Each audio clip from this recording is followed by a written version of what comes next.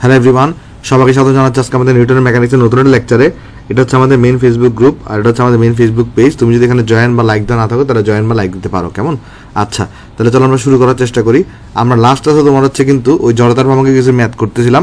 আমরা আজকে জড়তার ভ্রমণকে ম্যাথগুলো শেষ করবো এবং আমরা কিছু সিকিউ এবং এমসিকিউ সলভ করার চেষ্টা করবো যদি সময় থাকে। দেখো, প্রথম অঙ্কে আমাকে কি বলতেছে, দণ্ডটির ঘূর্ণন-অক্ষ এক প্রান্ত হতে সি বিন্দুতে নিয়ে গেলে তোমার হচ্ছে যে আমাদের দণ্ডটির চক্রগতির ব্যাসার্ধ কিরূপ পরিবর্তন হবে। তাহলে ধরো দণ্ডটির ঘূর্ণন-অক্ষ ছিল আগে এক প্রান্তে, তো সেখান থেকে যদি আমি সি বিন্দুতে নিয়ে যাই তাহলে সেই ক্ষেত্রে আমাকে এখানে জিজ্ঞেস করা হয়েছে কি বলতো, আসলে সেই ক্ষেত্রে তোমার কাছে এখানে আমাদের এই যে চক্রগতির ব্যাসার্ধ কিরূপ পরিবর্তন হবে সেটা আমাকে জিজ্ঞেস করা হয়েছে, ঠিক আছে? আচ্ছা, তো চলো আমরা করার চেষ্টা করে দেখে আসো। তাহলে এখানে আমরা কি করতে পারি আমি তোমাকে দেখাই। সলিউশন তোমাকে লিখে দিয়ে আসো। এখানে আমরা অ্যাট ফার্স্ট আমার কাছে, আমি যদি তোমাকে আঁকার চেষ্টা করি, আমার দণ্ড ছিল এইটা, খেয়াল করার চেষ্টা করে দেখে আসো। আমাদের দণ্ড ছিল কিন্তু তোমার এইটা, ঠিক আছে? আর অ্যাট ফার্স্ট আমার অক্ষ ছিল কোনখানে, আমার ঘূর্ণন অক্ষ ছিল কিন্তু আমাদের এক প্রান্ত বরাবর। এই যে ঘূর্ণন অক্ষ ছিল এক প্রান্ত বরাবর, আর এক প্রান্ত বরাবর যদি ঘূর্ণন অক্ষ হয় সেই অক্ষের সাপেক্ষে আমার জড়তার ভ্রমণ কত হয়ে থাকে, এই অক্ষের সাপেক্ষে জড়তার ভ্রমণ কত হয়ে থাকবে, এটা হয়ে থাকে তোমার কাছে কিন্তু 1/3 ml², তাই না? এটা আমরা শিখে আসছি।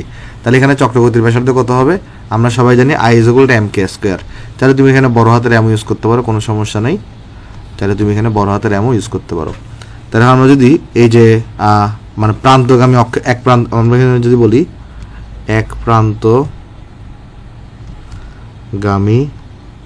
অক্ষের সাপেক্ষে, এক প্রান্তগামী অক্ষের সাপেক্ষে যদি আমরা হিসাবপত্রগুলো করি, সেই ক্ষেত্রে I = হচ্ছে 1/3 ml², আর I কে আমরা লিখতে পারি চাইলে mk²। এটাকে আমরা ধরো k1 নাম দিচ্ছি, আসো কেমন, k1 নাম দিয়ে আসো।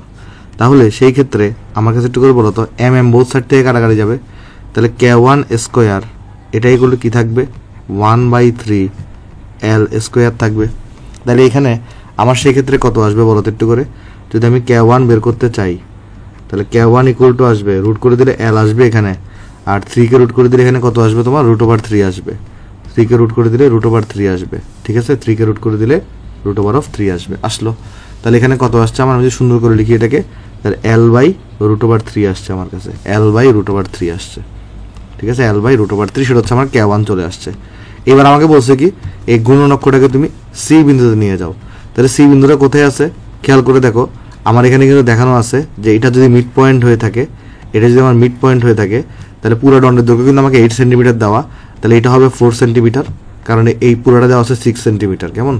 তাহলে আমি যদি তোমাকে বলি, অ্যাকচুয়ালি আমি যদি মিড পয়েন্ট বরাবর যে লাইন চিন্তা করি, ধরো জায়গায় এটা মিড পয়েন্ট, তাহলে খেয়াল করে দেখো আমার এই দূরত্বটা কিন্তু কতটুকু বলো তো, এই দূরত্বটা কিন্তু 4 সেন্টিমিটার হবে, আর এই দূরত্বটাও কিন্তু তোমার কাছে এখানে 4 সেন্টিমিটার হবে। কারণ দেখো আমাকে বলেই দিছে পুরো দণ্ডের দৈর্ঘ্য হচ্ছে 8 সেন্টিমিটার এবং এখানে ভর দেওয়া আছে কতটুকু, 48 কেজি দণ্ডের ভর। আচ্ছা, এখন আমার কিন্তু সি বিন্দুগামী যে অক্ষটা সেটা কিন্তু মূল বিন্দু থেকে 2 সেন্টিমিটার আরও দূরে আছে। তাহলে আমার যে কাঙ্ক্ষিত অক্ষটা সেটা কিন্তু তোমার কোন জায়গায় আছে, সি বিন্দুগামী অক্ষটা এই জায়গায় আছে। এটা হচ্ছে আমার এখানে সি বিন্দু। ধরা যাক আমার সি বিন্দুটা কোথায় আছে, আমার ধরা যাক সি বিন্দু হচ্ছে এটা হচ্ছে আমার সি বিন্দু। এখন আমার কোশ্চেনে কিন্তু অলরেডি এই ডিস্টেন্সটা তোমাকে দেওয়াই আছে, এই ডিস্টেন্স তোমাকে কাছে দেওয়া আছে। এখানে এই ডিস্টেন্সটা কত বলো তো, এটা হচ্ছে 2 সেন্টিমিটার। তাহলে এই সি বিন্দুর সাপেক্ষে জড়তার ভ্রমণ আমি কীভাবে বের করতে পারবো, আমি এটা অলরেডি জানি। আবার আমি কিন্তু ভার কেন্দ্রগামী অক্ষের সাপেক্ষে জড়তার ভ্রমণ করতে সেটাও জানি। তাহলে আমি কিন্তু সি বিন্দুগামী অক্ষের সাপেক্ষে জড়তার ভ্রমণ ইজিলি বের করে ফেলতে পারবো। যেমন ভার কেন্দ্রগামী যে অক্ষ, তার সাপেক্ষে জড়তার ভ্রমণ কত হয়ে থাকে, তার সাপেক্ষে হয়ে থাকে 1/12 ml², তাই না? তাহলে এখন আমরা যদি চাইলে আইসি বরাবর কত হবে সেটা আমরা এখানে বের করে ফেলতে পারবো। তাহলে আইসি বরাবর যদি আমরা এখানে বের করতে চাই, আইসি সেটা কত আসবে, এই যে আইজি প্লাস mh²। এইচ এখানে কত বলো তো, এখানে এইচ হচ্ছে তোমার এখানে 2 সেন্টিমিটার আর কি, কেমন? আচ্ছা, তো সব যদি আমি সেন্টিমিটারে রাখতাম তাহলে এখানে 2² বসাইতা, সমস্যা নেই। তাহলে এখানে কত আসবে দেখো, এখানে তোমার কাছে হচ্ছে যে আমাদের এই যে IG = আসবে 1/12, তারপর আসবে তোমার কাছে ml², আর l হচ্ছে কত এখানে 8 সেন্টিমিটার পুরো দণ্ডের দৈর্ঘ্য, ঠিক আছে? আর প্লাস এখানে তোমার কাছে কত আসবে তখন, সেই ক্ষেত্রে এখানে আসবে m আর এখানে আসবে তোমার 4 আসবে। তাহলে দেখো তোমার এখানে কত আসবে, তাহলে তোমার এটা আমি যদি হিসাব করি, mটাকে যদি কমন নিই তাহলে 4 + 8² ডিভাইডেড বাই কিন্তু 12, তাহলে এটা আসছে তোমার কাছে এখানে 28/3। এটা আসছে কত, 28 ডিভাইডেড বাই কত আসছে এখানে 28/3 আসছে, 28/3 m আসছে। এখন এই আইসিকে আমি আবার কি লিখতে পারি, এই যেখানে আমরা লিখতে পারি না, আমাকে তো কি বের করতে হবে, এই এক প্রান্ত থেকে সিতে নিয়ে গেলে চক্রগতির ব্যাসার্ধ কিরূপ পরিবর্তন হবে। তাহলে এই সি পয়েন্টের জন্য আমাকে চক্রগতির ব্যাসার্ধ বের করতে হবে, সেটাকে আমরা ক্যাটু চিন্তা করতে পারি। তাহলে আমরা আইসিকে আমরা লিখতে পারি আবার m × k², বাট এখানে k2² লিখতে পারি। তাহলে দেখো বোথ সাইড থেকে কিন্তু আমার কে কাটাকাটি যাবে।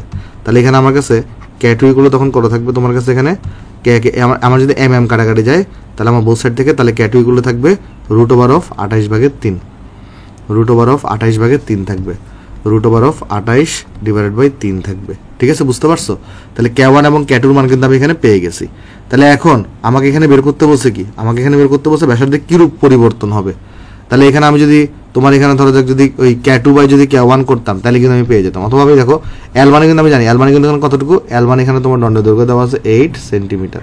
তাহলে 8 বসাই দিই, তাহলে 8/ এখানে √3 পাইতাম, তাই না? তাহলে k1 আমরা পেয়ে গেছি, k2 কিন্তু আমরা এখানে পেয়ে গেছি। তাহলে এখন আমি যদি এখানে এই যে k2 ডিভাইডেড বাই যদি k1 করি তাহলে কি হবে দেখো তো, এখানে k2 ডিভাইডেড বাই যদি k1 করি তাহলে কত আসবে এখানে। তাহলে একটা জিনিস দেখো, আমি যখন k2 কে যখন k1 দিয়ে যখন ভাগ করব তাহলে তখন কি আসবে, আমি যদি তোমাকে যদি ম্যানুয়ালি করি, আমি জানি √3 কাটাকাটি যাবে। তারপর যদি দেখাই 28/3 আছে এখানে, এই পুরোটার উপরে রুট আছে এখানে, আর এখানে কি আছে 8/√3 আছে। এখানে √3 কাটা যাবে, তাহলে উপরে থাকবে √28, নিচে থাকবে তোমার কাছে কত, এখানে নিচে থাকবে তোমার কাছে হচ্ছে এখানে 8 থাকবে, নিচে থাকবে তোমার কাছে এখানে 8 থাকবে। ঠিক আছে, আচ্ছা এই জিনিসটা তোমার কাছে এখানে আছে। ওকে, তাহলে এখন দেখো আমার কাছে 28/8 আসছে, তাহলে এটা কত বলো তো, এখানে আমি যদি 28 যদি √28/8 যদি 8 করি, ডিভাইডেড বাই যদি 8 করি তাহলে এটা আসছে আমার 0.661, এটা কত আসছে আমার 0.661 হবে। তাহলে আমাকে বলছে চক্রগতির ব্যাসার্ধ কিরূপ পরিবর্তন হবে, চক্রগতির ব্যাসার্ধ হ্রাস পাবে, চক্রগতির ব্যাসার্ধ কি হচ্ছে এখানে হ্রাস পাচ্ছে। তাহলে চলো এই জিনিসটাকে আমি নেক্সট পৃষ্ঠা লিখে দিয়ে আসো। তাহলে এখান থেকে আমরা পাচ্ছি, বা আমি যদি লিখতাম এখানে k2 = কত দাঁড়াচ্ছে, তাহলে এখানে k2 গুলো দাঁড়াচ্ছে 0.661 k1। তাহলে আমরা এখানে স্পষ্টভাবে দেখতে পাচ্ছি এখানে যে k2 যেটা আছে সেটা লেস দেন k1। তাহলে আমি বলবো যে অর্থাৎ গুণন অক্ষকে যদি, মানে এখানে কোনটা বলছে, এই যে দণ্ডটি গুণন অক্ষ এক প্রান্ত হতে সি বিন্দুতে নিয়ে আসলে দণ্ডটির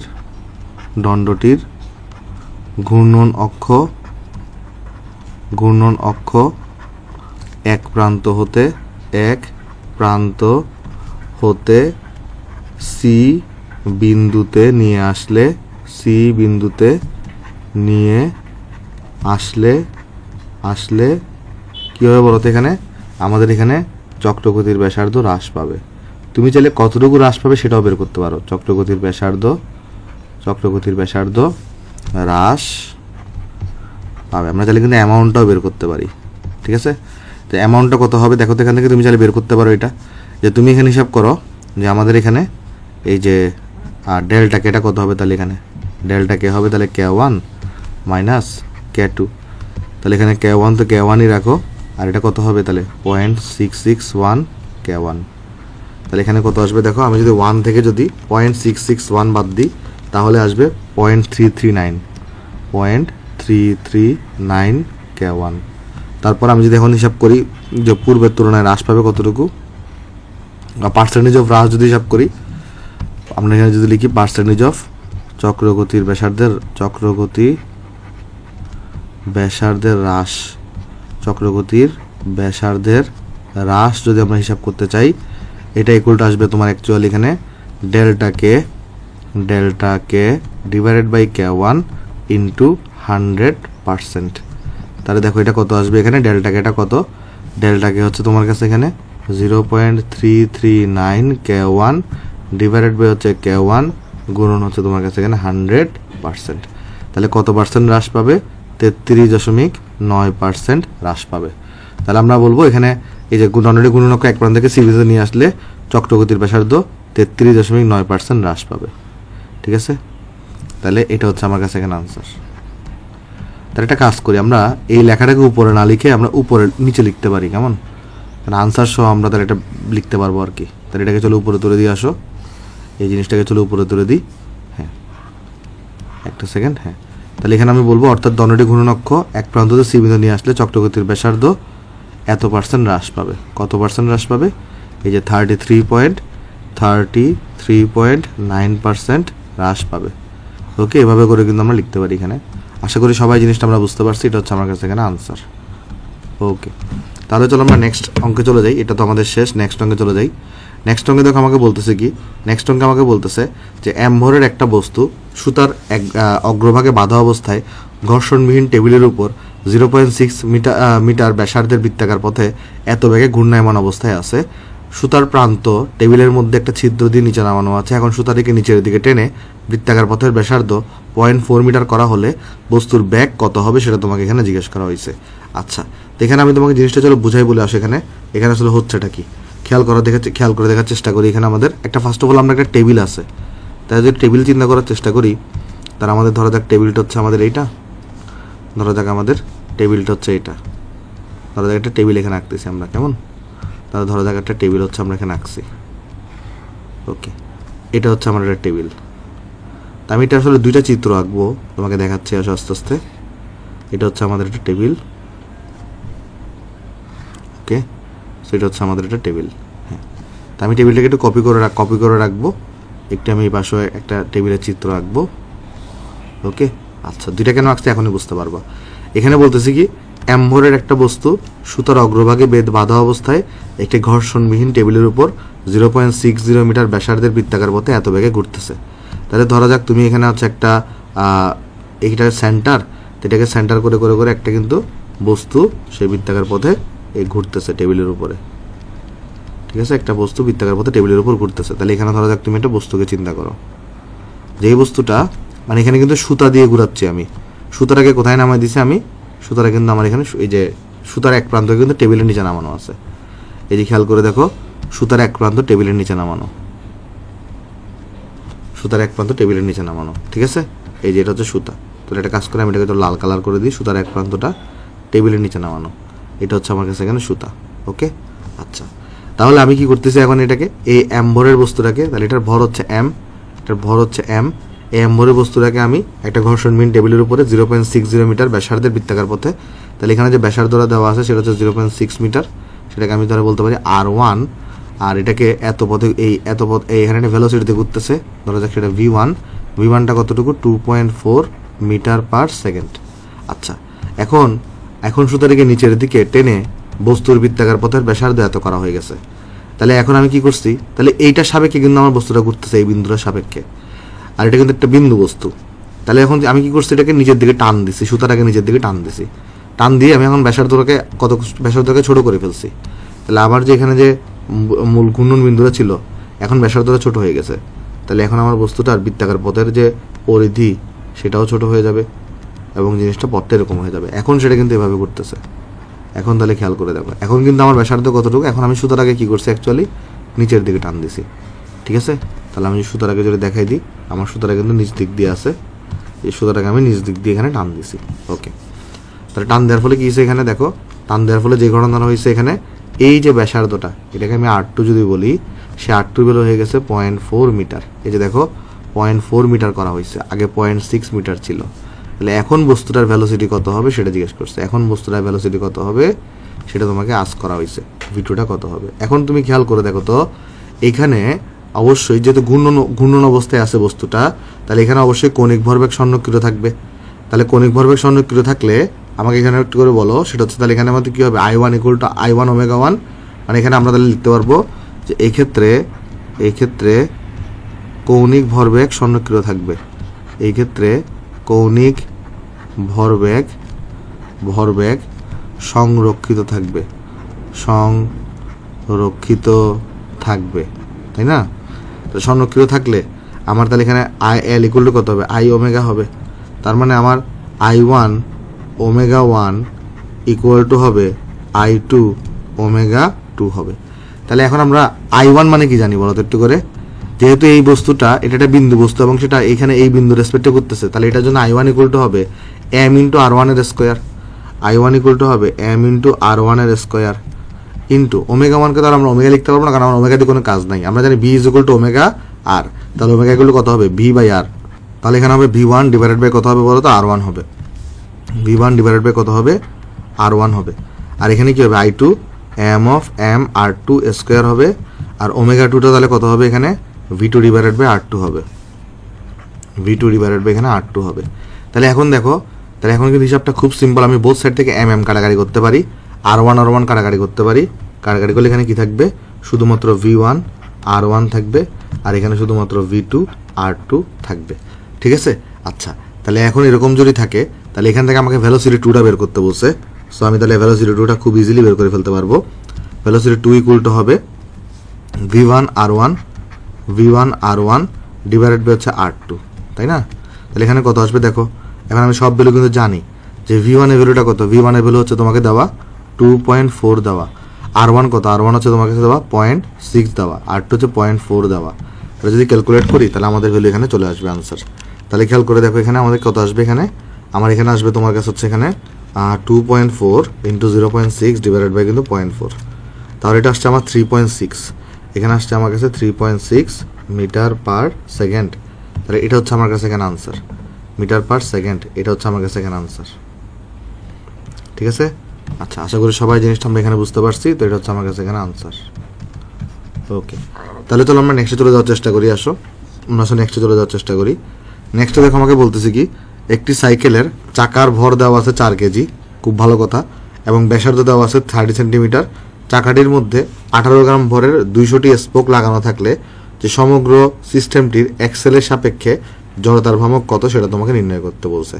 আচ্ছা, তাহলে চলো আমরা দেখানোর চেষ্টা করি। আসলে আমার তাহলে চাকাটাকে আমরা অ্যাট ফার্স্ট আঁকার চেষ্টা করবো, সলিউশন তোমাকে চলো বুঝাই বলি। দেখো, তাহলে ধরো আগে চাকাটাকে আঁকার চেষ্টা করি। একটা কাজ করি আমরা এখানে, আমরা চলো শেপ নিয়ে আসি এখানে, দাঁড়াও। তাহলে আমি এখানে একটা চাকা আঁকার চেষ্টা করতেছি, ঠিক আছে। ওকে, তাহলে এটা হচ্ছে আমরা একটা চাকা আঁকার চেষ্টা করতেছি। চাকার মধ্যে 2টা লেয়ার থাকে, একটু করে মোটা করে দিয়ে আসো, ঠিক আছে। এটা হচ্ছে আমরা একটা চাকা আঁকার চেষ্টা করছি। ওকে, তো চাকার এখানে কি থাকে, একটা এক্সেল থাকে, ঠিক আছে। ওই এক্সেল থেকে কি বের করা থাকে বলো তো, তোমার এখানে স্পাইকগুলো বের করা থাকে। তো এরকম স্পাইক আছে কয়টা, এরকম স্পাইক আছে হচ্ছে তোমার কাছে 200টা। দেখো, এরকম স্পাইক আছে কয়টা, এরকম স্পাইক আছে হচ্ছে 200টা, এরকম স্পাইক আছে 200টা, ঠিক আছে। এরকম স্পাইক আছে তোমার কাছে 200টা। দেখো, আমি যেখানে এতগুলো 200টা তো আঁকা পসিবল না, তো যতটা আঁকা পসিবল তত রাখতেছি। জাস্ট তোমাকে বোঝাচ্ছি যে এখানে অনেকগুলো স্পাইক আসলে আছে। টোটাল স্পাইকের সংখ্যা হচ্ছে এখানে 200টা বলে দিচ্ছে। ওকে, আচ্ছা, আমরা তাহলে আর না আঁকি, এতটুকু তাহলে আমরা এখানে স্টপ করে দিই। তাহলে এখন দেখো আমাকে বলতেছে কি, চাকার ভর দেওয়া আছে 4 কেজি। তাহলে এখানে একটা আমাকে দেওয়া আছে চাকার ভর দেওয়া আছে কতটুকু, চাকার ভর দেওয়া আছে 4 কেজি। তারপর এখানে চাকার ব্যাসার্ধও কিন্তু দেওয়া আছে, ব্যাসার্ধ দেওয়া আছে কতটুকু, 30 সেন্টিমিটার। এবং একটি স্পোক 18 গ্রাম ভরের 200টি স্পোক লাগালে, 18 গ্রাম ভরে কয়টা স্পোক লাগাইছো, 200টা তুমি হচ্ছে স্পোক লাগাইছো। তাহলে একটা স্পোকের ভর কিন্তু তোমার এই যে 18 গ্রাম করে করে। তার সিস্টেমটির ঘূর্ণনক্ষের সাপেক্ষে জড়তার ভ্রামক কত।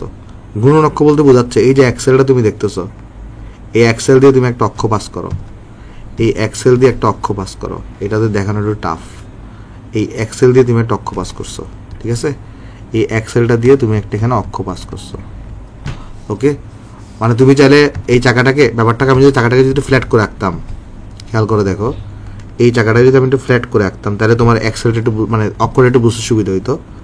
চাকাটাকে যদি আমি একটু ফ্ল্যাট করে রাখতাম, এটা যদি আমার চাকা হয়, যদিও বৃত্তাকার হয় নাই, মানে আমি একটু 3 ডাইমেনশনে রাখার চেষ্টা করতেছি।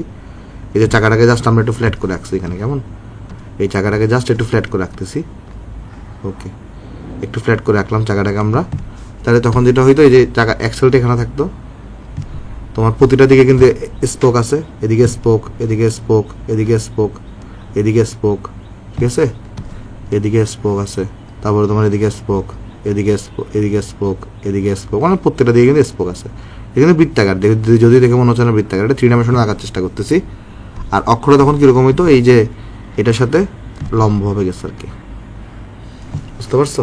এটার সাথে এভাবে লম্বভাবে পাস হয়েছে, মানে অথবা এভাবে দেখাইতে পারো। হ্যাঁ, তখন তুমি এখানে ডট ডট আকারে দেখা দিতে পারো। ওকে, আচ্ছা, তাহলে এরকম হচ্ছে তোমার এখানে কাহিনী, ঠিক আছে। এখন আমাকে বলতেছে তুমি কি বের করো এখানে, যে এক্সেলের সাপেক্ষে জড়তার ভ্রামক তোমার এখানে নির্ণয় করো। আচ্ছা, তো একটা জিনিস দেখো, চাকাটাকে কিন্তু আমরা একটা রিং হিসাবে চিন্তা করতে পারি। চাকাটাকে আমরা যে আংটি বা রিং পড়ছি না, তো এই এক্সেলের সাপেক্ষে, মানে এই অক্ষর জেড অক্ষের সাপেক্ষে এই রিংয়ের তোমার হচ্ছে যে কত হয়ে থাকে বলো তো, এই জেড অক্ষের সাপেক্ষে রিংয়ের জড়তার ভ্রামক কত হয়ে থাকে, এম আর স্কোয়ার হয়ে থাকে। তাহলে আমাকে বলছে তোমার এই এক্সেলের এই এক্সেলের সাপেক্ষে যে অক্ষটা আছে তার সাপেক্ষে জড়তার ভ্রামক বের করো। তাহলে এখানে দুইটা জিনিস ঘুরতেছে, চাকাও যেমন ঘুরতেছে, স্পোকগুলোও কিন্তু ঘুরতেছে। তাহলে চাকারও যেরকম একটা জড়তার ভ্রামক থাকবে, স্পোকেরও কিন্তু জড়তার ভ্রামক থাকবে। কথা বুঝতেছো? আর স্পোকগুলোকে তুমি যদি প্রতিটা স্পোককে একটা করে যদি তুমি কিন্তু কিন্তু কি চিন্তা করতে পারো, সরু সরু এবং সুষম দণ্ড চিন্তা করতে পারো। এই এক্সেলের যে অক্ষটা তখন সেটা কি হবে, এই দণ্ডের এক প্রান্ত দিয়ে গমনকারী অক্ষ হবে। এক দণ্ড, এই যে দেখো এটাকে যদি একটা দণ্ড চিন্তা করো, কোনটাকে যদি দণ্ড চিন্তা করো, এই যে এটাকে যদি একটা দণ্ড চিন্তা করো, তাহলে এখানে দেখো তো এই এক্সেল থেকে যে অক্ষর, এক্সেল দিয়ে যে অক্ষটা গেছে সেটা কি হবে, এই দণ্ডের এক প্রান্ত দিয়ে গমনকারী অক্ষ না, কারণ এতটুকু হচ্ছে একটা স্পোক। ঠিক আছে? তাহলে এখানে কিন্তু জড়তার ভ্রামক তুমি যখন হিসাব করবা দুই ধরনের জড়তার ভ্রামক পাবা। একটা হচ্ছে কি, একটা হচ্ছে রিং, এই যে চাকার জন্য যেটাকে আমরা একটা বৃত্তাকার রিং চিন্তা করতে পারি, সেটা ইকুয়াল টু হবে এম আর স্কোয়ার হবে। আরেকটা হচ্ছে এই যে একটা, এখানে দেখো একটা স্পোকের জন্য, একটা স্পোকের পর যদি আমি ছোটো হাতের এম ধরি তাহলে হবে 1/3 এম আর স্কোয়ার। কেন? কারণ ওই যে ব্যাসার্ধটাই কিন্তু এখানে লেন্থ, এই দণ্ডের লেন্থ হিসেবে কাজ করতে, সেগুলোকে আমি প্রতিটাকে একটা করে দণ্ড চিন্তা করতে পারি, এগুলোকে প্রতিটাকে আমি একটা দণ্ড চিন্তা করতে পারি। বাট আমার এখানে আমি যদি এরকম, তাহলে আমার কয়বার হিসাব করতে হবে, 200 বার যোগ করতে হবে, কারণ 200টা স্পোক আছে। তাহলে আমি একটা সহজ হিসাব করতে পারি, ইন্টু 200 করে দিতে পারি।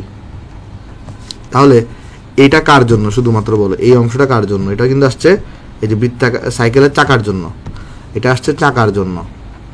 আর এটা আসছে, এইগুলো আসছে কাদের জন্য? এটা হচ্ছে একটা স্পোক, একটি স্পোকের জন্য। আর এটাকে যখন তুমি 200 দিয়ে গুণ করছো, তাহলে এটা কিসের জন্য? 200টি স্পোকের জন্য জড়তার ভ্রামক। কারণ প্রতিটা স্পোকের জড়তার ভ্রামকই কত হবে, 1/3 আমার স্কোয়ার করে। তাহলে 1/3 আমার স্কোয়ার, 1/3 আমার স্কোয়ার, এভাবে তোমাকে যোগ করতে থাকতে হবে। ঠিক আছে? আশা করি তুমি জিনিসটা এখানে বুঝতে পারছো। এখানে মেনলি দুইটা জিনিস ঘুরতেছে, চাকাটাকে তুমি একটা রিং হিসেবে চিন্তা করো, চাকাটাকে তুমি কি হিসেবে চিন্তা করো, রিং হিসেবে চিন্তা করো। আর তোমাদেরকে আমি শিখাইছি রিংয়ের যদি জেড অক্ষ বরাবর যদি, মানে তোমার যদি অক্ষ চিন্তা করো, তাহলে সেই ক্ষেত্রে কত হয়, এম আর স্কোয়ার হয়ে থাকে। তাই না? এগুলো আমরা শিখে আসছি। তাহলে খেয়াল করে দেখো, তাহলে আমি যদি এখন ফর্মুলা বসাই দিই তাহলে কিন্তু আমার এখানে কাজ হয়ে যাবে। মানে ভ্যালু বসাই দিলেই আই ইকুয়াল টু, চাকার ভর কত, এখানে চাকার ভর দেওয়া 4 কেজি, তাহলে চাকার ভর দেওয়া এখানে 4 কেজি, চাকার ব্যাসার্ধ দেওয়া 30 সেন্টিমিটার, তাহলে 0.3 এটার স্কোয়ার, তারপর হচ্ছে এখানে 1/3 আছে, স্পোকের ভর হচ্ছে 18 গ্রাম, তাহলে 18 গুণন 10⁻³ গুণন আর স্কোয়ার, আর এখানে 0.3 এটার স্কোয়ার, আর গুণন এখানে হবে 200। তাহলে এখানে দেখো সুন্দর মতো তোমার কিন্তু এখানে আইটা চলে আসবে। আইটা তোমার কাছে দেখো কত আসবে, এখানে এটা আসবে 4 × 0.3 এটার স্কোয়ার প্লাস 1/3 × 18 × 10⁻³ ইন্টু 0.3 স্কোয়ার গুণন 200। তাহলে এই জিনিসটা আসছে আমার কাছে এখানে 0.468 কেজি মিটার স্কোয়ার। তাহলে আমি জড়তার ভ্রামকটা কিন্তু বের করে ফেলতে পারছি। ঠিক আছে? আশা করি অঙ্কটা সবাই এখানে আমরা বুঝতে পারছি। আমি বক্স করে দিচ্ছি জিনিসটাকে, আসো ওকে বক্স করে দিলাম।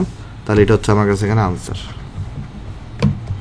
ওকে, চমৎকার ম্যাথ ছিল, আশা করি আমরা সবাই বুঝতে পারছি অঙ্কটা, কারো এখানে কোনো কনফিউশন নেই। ওকে, তাহলে চলো আমরা নেক্সট অঙ্কে চলে যাই। আসো দেখো, নেক্সট অঙ্কে আমাকে বলতেছে কি, যে চিত্রের তোমার এখানে কি দেওয়া আছে, দেখো চিত্রের 0.5 কেজি ভরের সুষম ঘনবস্তুর ধারগুলোর দৈর্ঘ্য যথাক্রমে এ ইকুয়াল টু তোমার এখানে 8 সেন্টিমিটার, তাহলে এটা তোমার কাছে দেওয়া আছে, এ দেওয়া আছে, বি ইকুয়াল টু দেওয়া আছে তোমার কাছে এখানে 6 সেন্টিমিটার, আর একটা উচ্চতা দেওয়া আছে তোমার কাছে এখানে 1 সেন্টিমিটার। বস্তুটির জড়তার ভ্রামক নির্ণয় করো যার গুণন অক্ষ বস্তুটির এক প্রান্তে অবস্থিত। তার মানে এই অক্ষটার সাপেক্ষে কি বের করতে বলছে তোমাকে, এখানে জড়তার ভ্রামকটা তোমাকে এখানে বের করতে বলছে। এখন দেখো এই অঙ্কটা কিন্তু দুনিয়ার ইজি। কেমনে আমি তোমারে বলি, এটা একটা আয়তাকার পাত, তাই না? এটা একটা আয়তাকার পাত চিন্তা করতে পারি, কারণ এটার যে পুরুত্বটা এটা খুবই অল্প। তাহলে এখন চিন্তা করো তো, একটা আয়তাকার পাতের তুমি যদি একদম মিড পয়েন্ট বরাবর যদি একটা অক্ষ চিন্তা করো, সেই অক্ষের সাপেক্ষে জড়তার ভ্রামকটা তুমি বের করতে পারো না। একদম মিড পয়েন্ট দিয়ে যে অক্ষটা গেছে সেটার সাপেক্ষে তুমি জড়তার ভ্রামকটা বের করতে পারো না, ইজিলি বের করতে পারো এখানে, তাই না? তো সেটা কত হয়ে থাকে আমি তোমাদেরকে শিখেছি না, সেটা কত হয়ে থাকবে বলো তো? এখানে আই ইকুয়াল টু, তাহলে কত হবে এটা, এই যে 1 তোমার এখানে 12 এম অফ এই এ স্কোয়ার প্লাস এখানে হবে বি স্কোয়ার। দেখো মনে পড়ে কিনা, কারণ এটা হচ্ছে এ, এটা হচ্ছে বি। তো যদি এখানে আমি যদিও অবশ্য তোমাকে এ আর এল দিয়ে শিখাইছিলাম, তো এখানে এ আর বি আছে, সমস্যা কোথায়? তাহলে এটা হবে 1/12 M A square plus B square. এখন তুমি এখানে হচ্ছে কি ইউজ করবা বলো তো? তুমি হচ্ছে এখানে লম্ব অক্ষ উপপাদ্য না, সমান্তরাল অক্ষ উপপাদ্য ইউজ করবে, কারণ এই অক্ষটা আর এই অক্ষটা দেখো সমান্তরাল আছে। তাহলে সমান্তরাল অক্ষ উপপাদ্য ইউজ করার জন্য তোমাকে অ্যাকচুয়ালি এই লেন্থটা জানা লাগবে, এই লেন্থটা কত সেটা জানা লাগবে। তাই না ভাই? এই লেন্থটা কত সেটা তোমাকে জানা লাগবে, এই লেন্থটা কত সেটা তোমাকে জানা লাগবে। এটাকে আমি এইচ ধরে নিলাম। এখন এইচটা বের করা কিন্তু খুব কঠিন না, একদম সোজা। কেমনে সোজা? আপনি ভাই তুমি বলবা কীভাবে সোজা ভাই, আমাকে একটু দেখান। দেখাচ্ছি, আসো দেখো। আচ্ছা এখানে তো কোয়েশ্চনটা, এটা সলিউশনটা এখানে লিখে আসো। দেখো কীভাবে সোজা এটা তোমাকে দেখে আসো। আচ্ছা এটাতে একটা আয়তাকার পাত, তাই না? তাহলে আয়তাকার পাতটাকে তো আমি এভাবে চিন্তা করতে পারি, এরকম একটা আয়তাকারটা চিন্তা করতে পারি, ঠিক আছে? যেখানে এই যে একদম যে মিড পয়েন্ট, এই দেখো এই মিড পয়েন্টটা দিয়ে কিন্তু আমার এখানে এই অক্ষরটা পাস হয়েছে, তাই না? মিড পয়েন্টটা দিয়ে আমার এখানে অক্ষরটা পাস হয়েছে। তাহলে এই মিড পয়েন্ট হচ্ছে আমাদের এইটা। তাহলে আমার লাগবে কোন লেন্থটা বলো তো? আমার লাগবে কিন্তু হচ্ছে এই লেন্থটা। তা আমি তো আগে চাইলে কি করতে পারি, পুরো লেন্থটা বের করতে পারি। আমার এখানে অলরেডি দেওয়াই আছে এই দৈর্ঘ্যটা কত, এই দৈর্ঘ্যটা হচ্ছে এ, এই দৈর্ঘ্যটা দেওয়া আছে এখানে বি। তাহলে এই পুরো দৈর্ঘ্যটা কত হবে? পুরো দৈর্ঘ্যটা হবে root over A square plus B square. তাহলে এই দৈর্ঘ্যটা কত হবে? এটা হবে root over of A square plus B square divided by কত হবে? 2 হবে। কারণ এই পুরো দৈর্ঘ্যটা যদি কত হয়, root over A square plus B square হয়, এই দৈর্ঘ্যটা তো অর্ধেক। তাহলে এইচ ইকুয়াল টু কত হবে? Root over of A square plus B square divided by 2 হবে। তাহলে এইচ ইকুয়াল টু কত হবে বলো তো এখানে? এখানে তাহলে তোমার এইচ ইকুয়াল টু কত হবে? খেয়াল করো, এখানে এইচ ইকুয়াল টু কত হবে? এইচ ইকুয়াল টু হবে root over of A square plus B square divided by 2 হবে। এইচ ইকুয়াল টু হবে root over of A square plus B square divided by 2 হবে। তাহলে এখন তুমি চিন্তা করো, এখানে এই যেটা সাপেক্ষে যদি আমি জড়তার ব্যাপারটাকে আই ধরে নিই, তাহলে আই ইকুয়াল টু কত আসবে? এই যে আইজি ইকুয়াল টু হচ্ছে 1/12 M A square plus B square plus M H square. আর এইচের জায়গায় তুমি কত বসাবা? ওই যে root over of A square plus B square, root over of A square plus B square, root over of A square plus B square divided by 2 বসাবা H square. তাহলে এখানে দেখো আমার তাহলে ইজি চলে আসবে। এখন এই যে আমি তাহলে এখান থেকে একটা কাজ করতে পারি, আমি এখান থেকে তাহলে তোমার হচ্ছে খেয়াল করে দেখো, এখানে A square plus B square আছে, এখানে root over A square plus B square, root ওভারটা চলে গিয়ে A square plus B square থাকবে। তাহলে আমি এখানে কিন্তু M of A square plus B স্কোয়ারকে কমন নিতে পারি। কমন নিলে এই জায়গায় থাকবে 1/12, এই জায়গায় থাকবে তোমার কাছে 1/12 থাকবে, এই জায়গায় 1/12 থাকবে। আর এই জায়গায় কি থাকবে দেখো তো? এই জায়গায় থাকবে তোমার কাছে এখানে 1/4 থাকবে এখানে। তাহলে দেখো এখানে কত আসবে তখন তোমার, তুমি যদি হিসাব করো। আমি নেক্সট পৃষ্ঠায় চলে যাই, এখানে তো জায়গা হচ্ছে না, তাহলে আমরা নেক্সট পৃষ্ঠায় চলে যাই। আসো, তাহলে এখানে আমার কাছে আই ইকুয়াল টু কত থাকতেছে দেখো? আই ইকুয়াল টু থাকতেছে তোমার কাছে এখানে যে আমাদের এম ইন্টু এ স্কোয়ার প্লাস বি স্কোয়ার। আর এখানে আসতেছে কত গুণফল আকারে? এই যে 1/12 প্লাস 1/4, তাহলে আসছে 1/3 আসছে। এটা আসছে কতটুকু? 1/3 আসছে। তো 1/3 যদি আসে, এখন তুমি জাস্ট ভ্যালু বসাই দিবা, ভ্যালু বসালে তোমার এখানে আনসার চলে আসবে। তাহলে দেখো এখান থেকে আমি যদি আনসার বের করতে চাই, আই ইকুয়াল টু এম এর ভ্যালু কত? এম এর ভ্যালু তোমার কাছে হচ্ছে এখানে 0.5, এম এর ভ্যালু 0.5, এ স্কোয়ার প্লাস বি স্কোয়ার, এ কত এখানে 8 স্কোয়ার, মানে মানে হচ্ছে 0.08 এটার স্কোয়ার, প্লাস বি মানে কত 0.06 এটার স্কোয়ার, ইন্টু হচ্ছে 1/3 আসছে। তাহলে এখান থেকে দেখো আমাদের ইজিলি কিন্তু আইটা বের হয়ে আসবে। আই কত আসবে? 0.5 গুণন 0.08 স্কোয়ার প্লাস 0.06 স্কোয়ার ইন্টু 1/3। তাহলে এটা আসছে আমার কাছে 1/600, বা আমি বলতে পারি 1.667 গুণন 10 ইনভার্স অফ 3 আসছে, এত কেজি মিটার স্কোয়ার চলে আসছে। ঠিক আছে, আশা করি অঙ্কটা আমরা সবাই বুঝতে পারছি। সো বক্স করে দিচ্ছি জিনিসটাকে, আসো আমরা এখানে ওকে বক্স করে দিলাম। তাহলে এটা হচ্ছে আমার কাছে এখানে আনসার। ওকে, তাহলে চলো আমরা নেক্সট অঙ্কে চলে যাবো। আসো, এটা তাহলে আমাদের শেষ এখানে, চলো আমরা নেক্সট অঙ্কে চলে যাই। ওকে, চলো আমি দেখি এখানে আমাকে বলতেছি কি, একটি ঘূর্ণায়মান ও ক্ষুদ্রাকার গোলকের পিতলের ভর দেওয়া আছে এতটুকু, ঘূর্ণন অক্ষ থেকে দূরত্ব এত হইলে অক্ষ সাপেক্ষে গোলকের জড়তার মান বের করে। এটা একদম ইজি, এটাকে আগের পৃষ্ঠায় নিয়ে যাই। আসো, সেটা আগের পৃষ্ঠায় স্পেস আছে, এখানে করে দিয়ে আসো। এখানে বলতেছি কি, একটা ঘূর্ণায়মান এবং ক্ষুদ্রাকার পিতলের গোলাকার ভর হচ্ছে যে এতটুকু। তাহলে এখানে দেখো, তার মানে এটাকে বিন্দু ভর চিন্তা করতে হবে। তাহলে ঘূর্ণন অক্ষ যদি এটা হয়, তো ঘূর্ণন অক্ষ থেকে সেই বিন্দু ভরের দূরত্বটা কত দেওয়া আছে? 1 মিটার দেওয়া আছে। তাহলে এখানে যে ডিস্টেন্সটা দেওয়া আছে, এই ডিস্টেন্সটা কতটুকু? ডিস্টেন্স হচ্ছে তোমার কাছে এখানে আর ইকুয়াল টু কতটুকু? 1 মিটার। আর এটার যে ভর দেওয়া আছে, ভর ইকুয়াল টু কত? 0.02 কেজি। এটা এই অক্ষের সাপেক্ষে জড়তার ভ্রামক বের করতে বসে। তাহলে আই ইকুয়াল টু কত হবে? এখানে ক্ষুদ্র বস্তুর জন্য এম আর স্কোয়ার হয়ে থাকে। তাহলে এম হচ্ছে তোমার 0.02, আর হচ্ছে তোমার কাছে এখানে 1 এর স্কোয়ার। তাহলে সেই ক্ষেত্রে আই ইকুয়াল টু অবভিয়াসলি আসবে 0.02 KG metre square, 0.02 KG metre square. তাহলে আমাদের বক্স করে দিয়ে আসো। তাহলে এটা হচ্ছে আমাদের কাছে এখানে আনসার। কেমন? আমি আশা করতেছি অঙ্কটা সবাই এখানে বুঝতে পারছি। তাহলে আমরা এটাকে বক্স করে দিচ্ছি। হ্যাঁ, বক্স করে দিলাম। তাহলে এই জিনিসটা হচ্ছে আমার কাছে এখানে আনসার। ওকে, তাহলে চলো নেক্সট অঙ্কে চলে যাই। নেক্সট অঙ্কে দেখো আমাকে বলতেছে একটি ফ্লাইহুইলের ভর দেওয়া আছে তোমার কাছে এখানে, তাও এরপরে ব্যাস দেওয়া আছে। তারপরে তোমাকে এখানে বলতেছে হচ্ছে যে এখানে কৌণিক বেগ এত আরপিএম হলে ফ্লাইহুইলের জড়তার ভ্রামক ও গতিশক্তি তোমাকে বের করতে বলা হয়েছে। ঠিক আছে? আচ্ছা, তাহলে খেয়াল করে দেখে সামনে এখানে কী কী দেওয়া আছে। আমাকে এখানে অ্যাট ফার্স্ট দেওয়া আছে ফ্লাইহুইলের ভর দেওয়া আছে। ভর কতটুকু? ভর হচ্ছে তোমাকে দেওয়া 500 কেজি। আর এর ব্যাস দেওয়া আছে। ব্যাস তাহলে আর কত হবে? ব্যাসের অর্ধেক 1/2 হবে, তাই না? এই ব্যাস হবে কত এখানে? আর ব্যাসার্ধ হবে r/2, তাহলে d/2 হবে। তাহলে এখানে ব্যাস হচ্ছে 1/2 মিটার হবে। কৌণিক বেগ দেওয়া আছে, ওমেগা দেওয়া আছে 100 rpm, 100 rpm, তার মানে 100 রোটেশন পার মিনিট। তার মানে 2 পাই রোটেশন হচ্ছে 100 বার আর 1 মিনিটে, তাহলে 60 দিয়ে ভাগ হবে। তাহলে জিনিসটা কোথায় চলে গেল? রেডিয়ান পার সেকেন্ডে চলে গেল। আচ্ছা, একটু ফ্লাইহুইল দেখতে কীরকম হয় তোমাকে আমি একটু বুঝাই বলি। ফ্লাইহুইল যেটা আছে সেটা একটা অনেকটা বৃত্তাকার চাকতির মতো। ফ্লাইহুইলটা কিসের মতো? অনেকটা বৃত্তাকার চাকতির মতো। কেমন? তাহলে ফ্লাইহুইলের যদি স্ট্রাকচারটা আমরা আঁকার চেষ্টা করি, এটা তোমরা ল্যাবে দেখবা। ফ্লাইহুইলটা ল্যাবে আসলে দেখবা, এটা হচ্ছে অনেকটা বৃত্তাকার চাকতির মতো। ওকে, হ্যাঁ। তো ফ্লাইহুইলে যেটা হয়, এখানে একটা থাকে, এখানে একটা থাকে, তো এদিকে একটা দণ্ড দিয়ে যুক্ত করা হয়। তো এর এখানে একটা বস্তু ঝুলানো থাকে, এর এই জায়গায় একটা বস্তু ঝুলানো থাকে ফ্লাইহুইলের ক্ষেত্রে। ঠিক আছে? তো এটা অনেকটা বৃত্তাকার চাকতির মতো। ফ্লাইহুইলটা হচ্ছে অনেকটা বৃত্তাকার চাকতির মতো। ওকে, আচ্ছা, এটাকে তুমি ফ্লাইহুইল সিস্টেম থেকে বৃত্তাকার চাকতিও চিন্তা করতে পারো, বৃত্তাকার চাকতির মতো। ঠিক আছে? তাহলে এখন আমাকে বলতেছে যে জড়তার ভ্রামক বের করো এবং তুমি কি বের করো? এখানে গতিশক্তি বের করো। তাহলে ফ্লাইহুইলটা কি হয় তোমার এখানে দেখো, এই যে এই অক্ষরের সাপেক্ষে ঘুরতেছে এবং এই অক্ষের সাপেক্ষে জড়তার ভ্রামক কত হয়ে থাকে? বৃত্তাকার চাকতির half mr square. I equal to কত হয়ে থাকে? Half mr square. শিখেছিলাম তোমাদেরকে। তাহলে হাফ আছে, এম কত এখানে? এম হচ্ছে 500, আর আর কত? আর হচ্ছে 1/2 এটার স্কোয়ার। তাহলে এখন দেখো এখান থেকে আই ইকুয়াল টু করে চলে আসবে। এখানে তোমার হাফ 500/2 ইন্টু 0.5 এর স্কোয়ার। তাহলে এখানে আসছে 62.5। এটা আসছে কতটুকু? 62.5 কেজি মিটার স্কোয়ার। আচ্ছা, এখন যদি কেউ প্রশ্ন করো ভাই এখানে 1/2 আমার স্কোয়ার কেন দিচ্ছেন? আপনি তো আমাদেরকে দেখাইছিলেন হচ্ছে এরকম যদি হইতো। আমি তোমাকে দেখাই বৃত্তাকার চাকতির, আমি উদাহরণটা কি দেখাইছি, আমি তোমাকে মনে করাই দিই, একটু দেখো। এগুলো বারবার ভুলবা, মনে করবা, তাহলে প্র্যাকটিস হয়ে যাবে।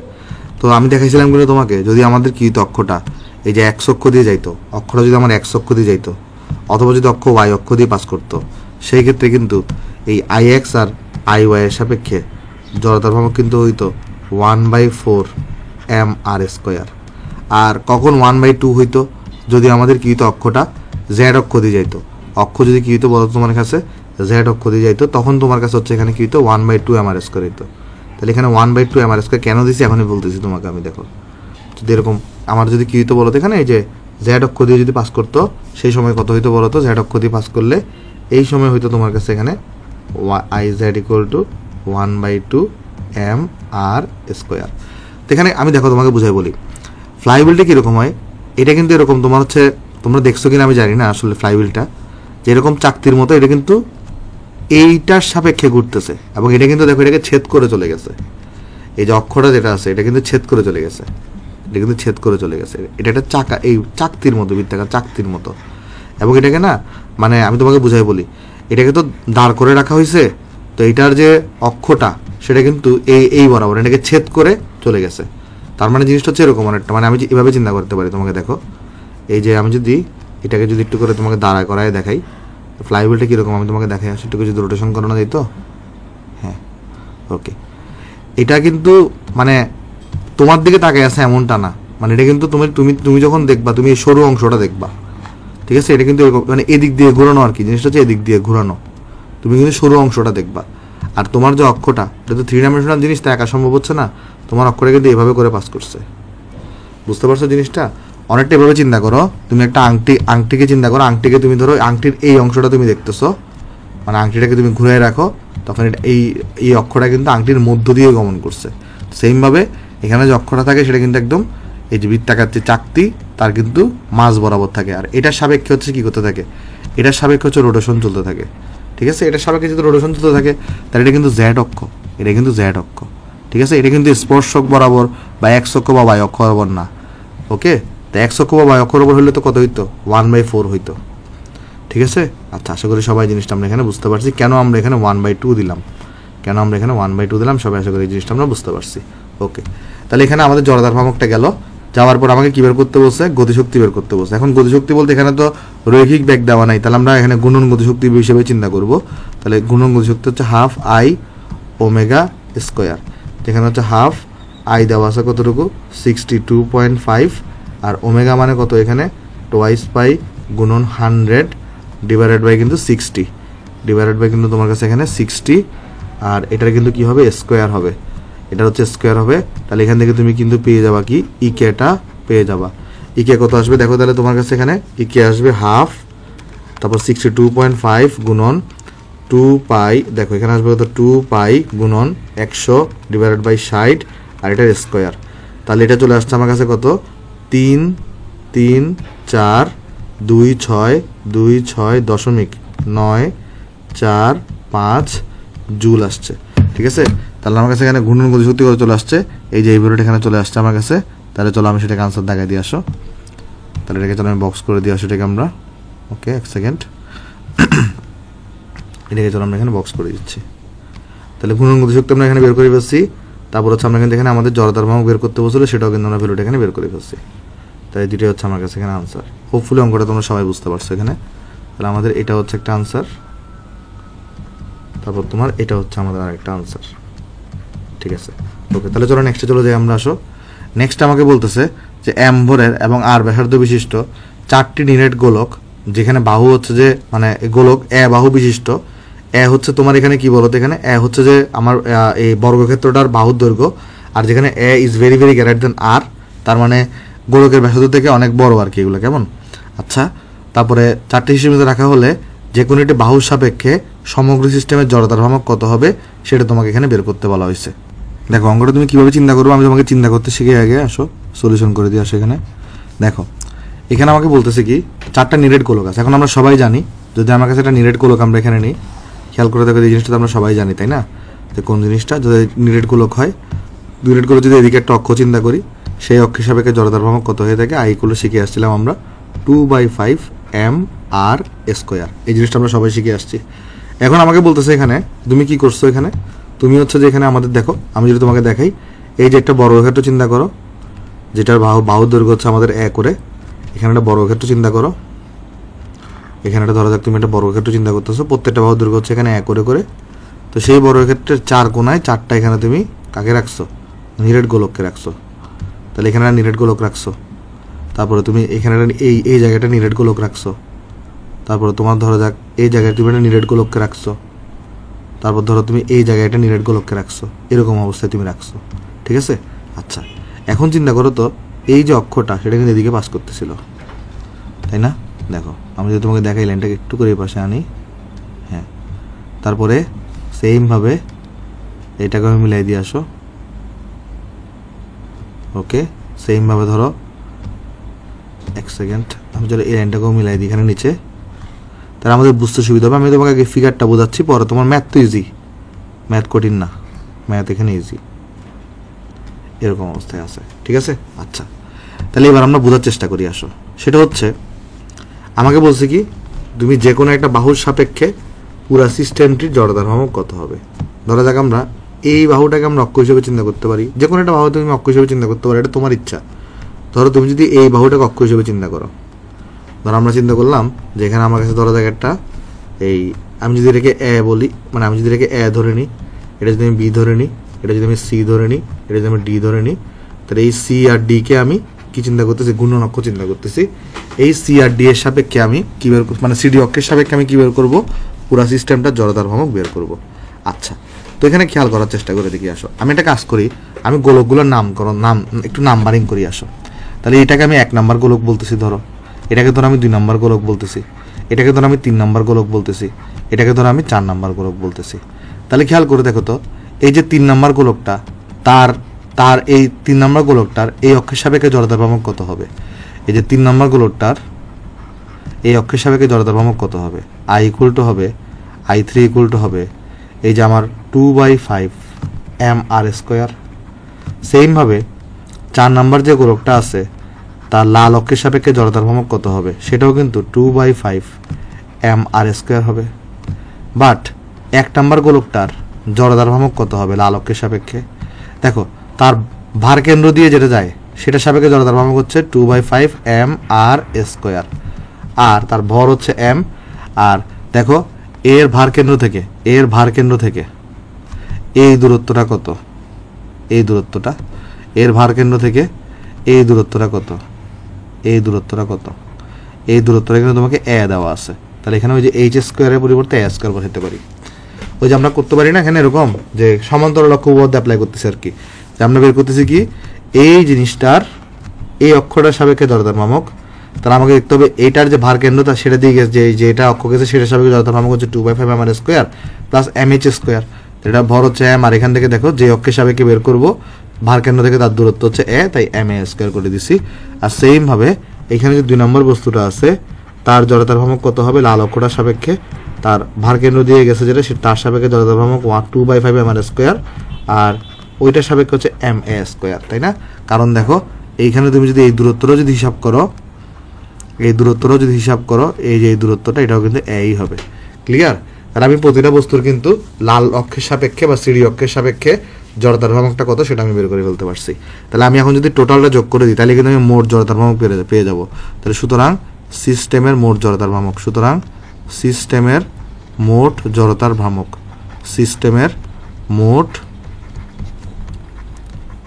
জড়তার ভ্রামক, ঠিক আছে?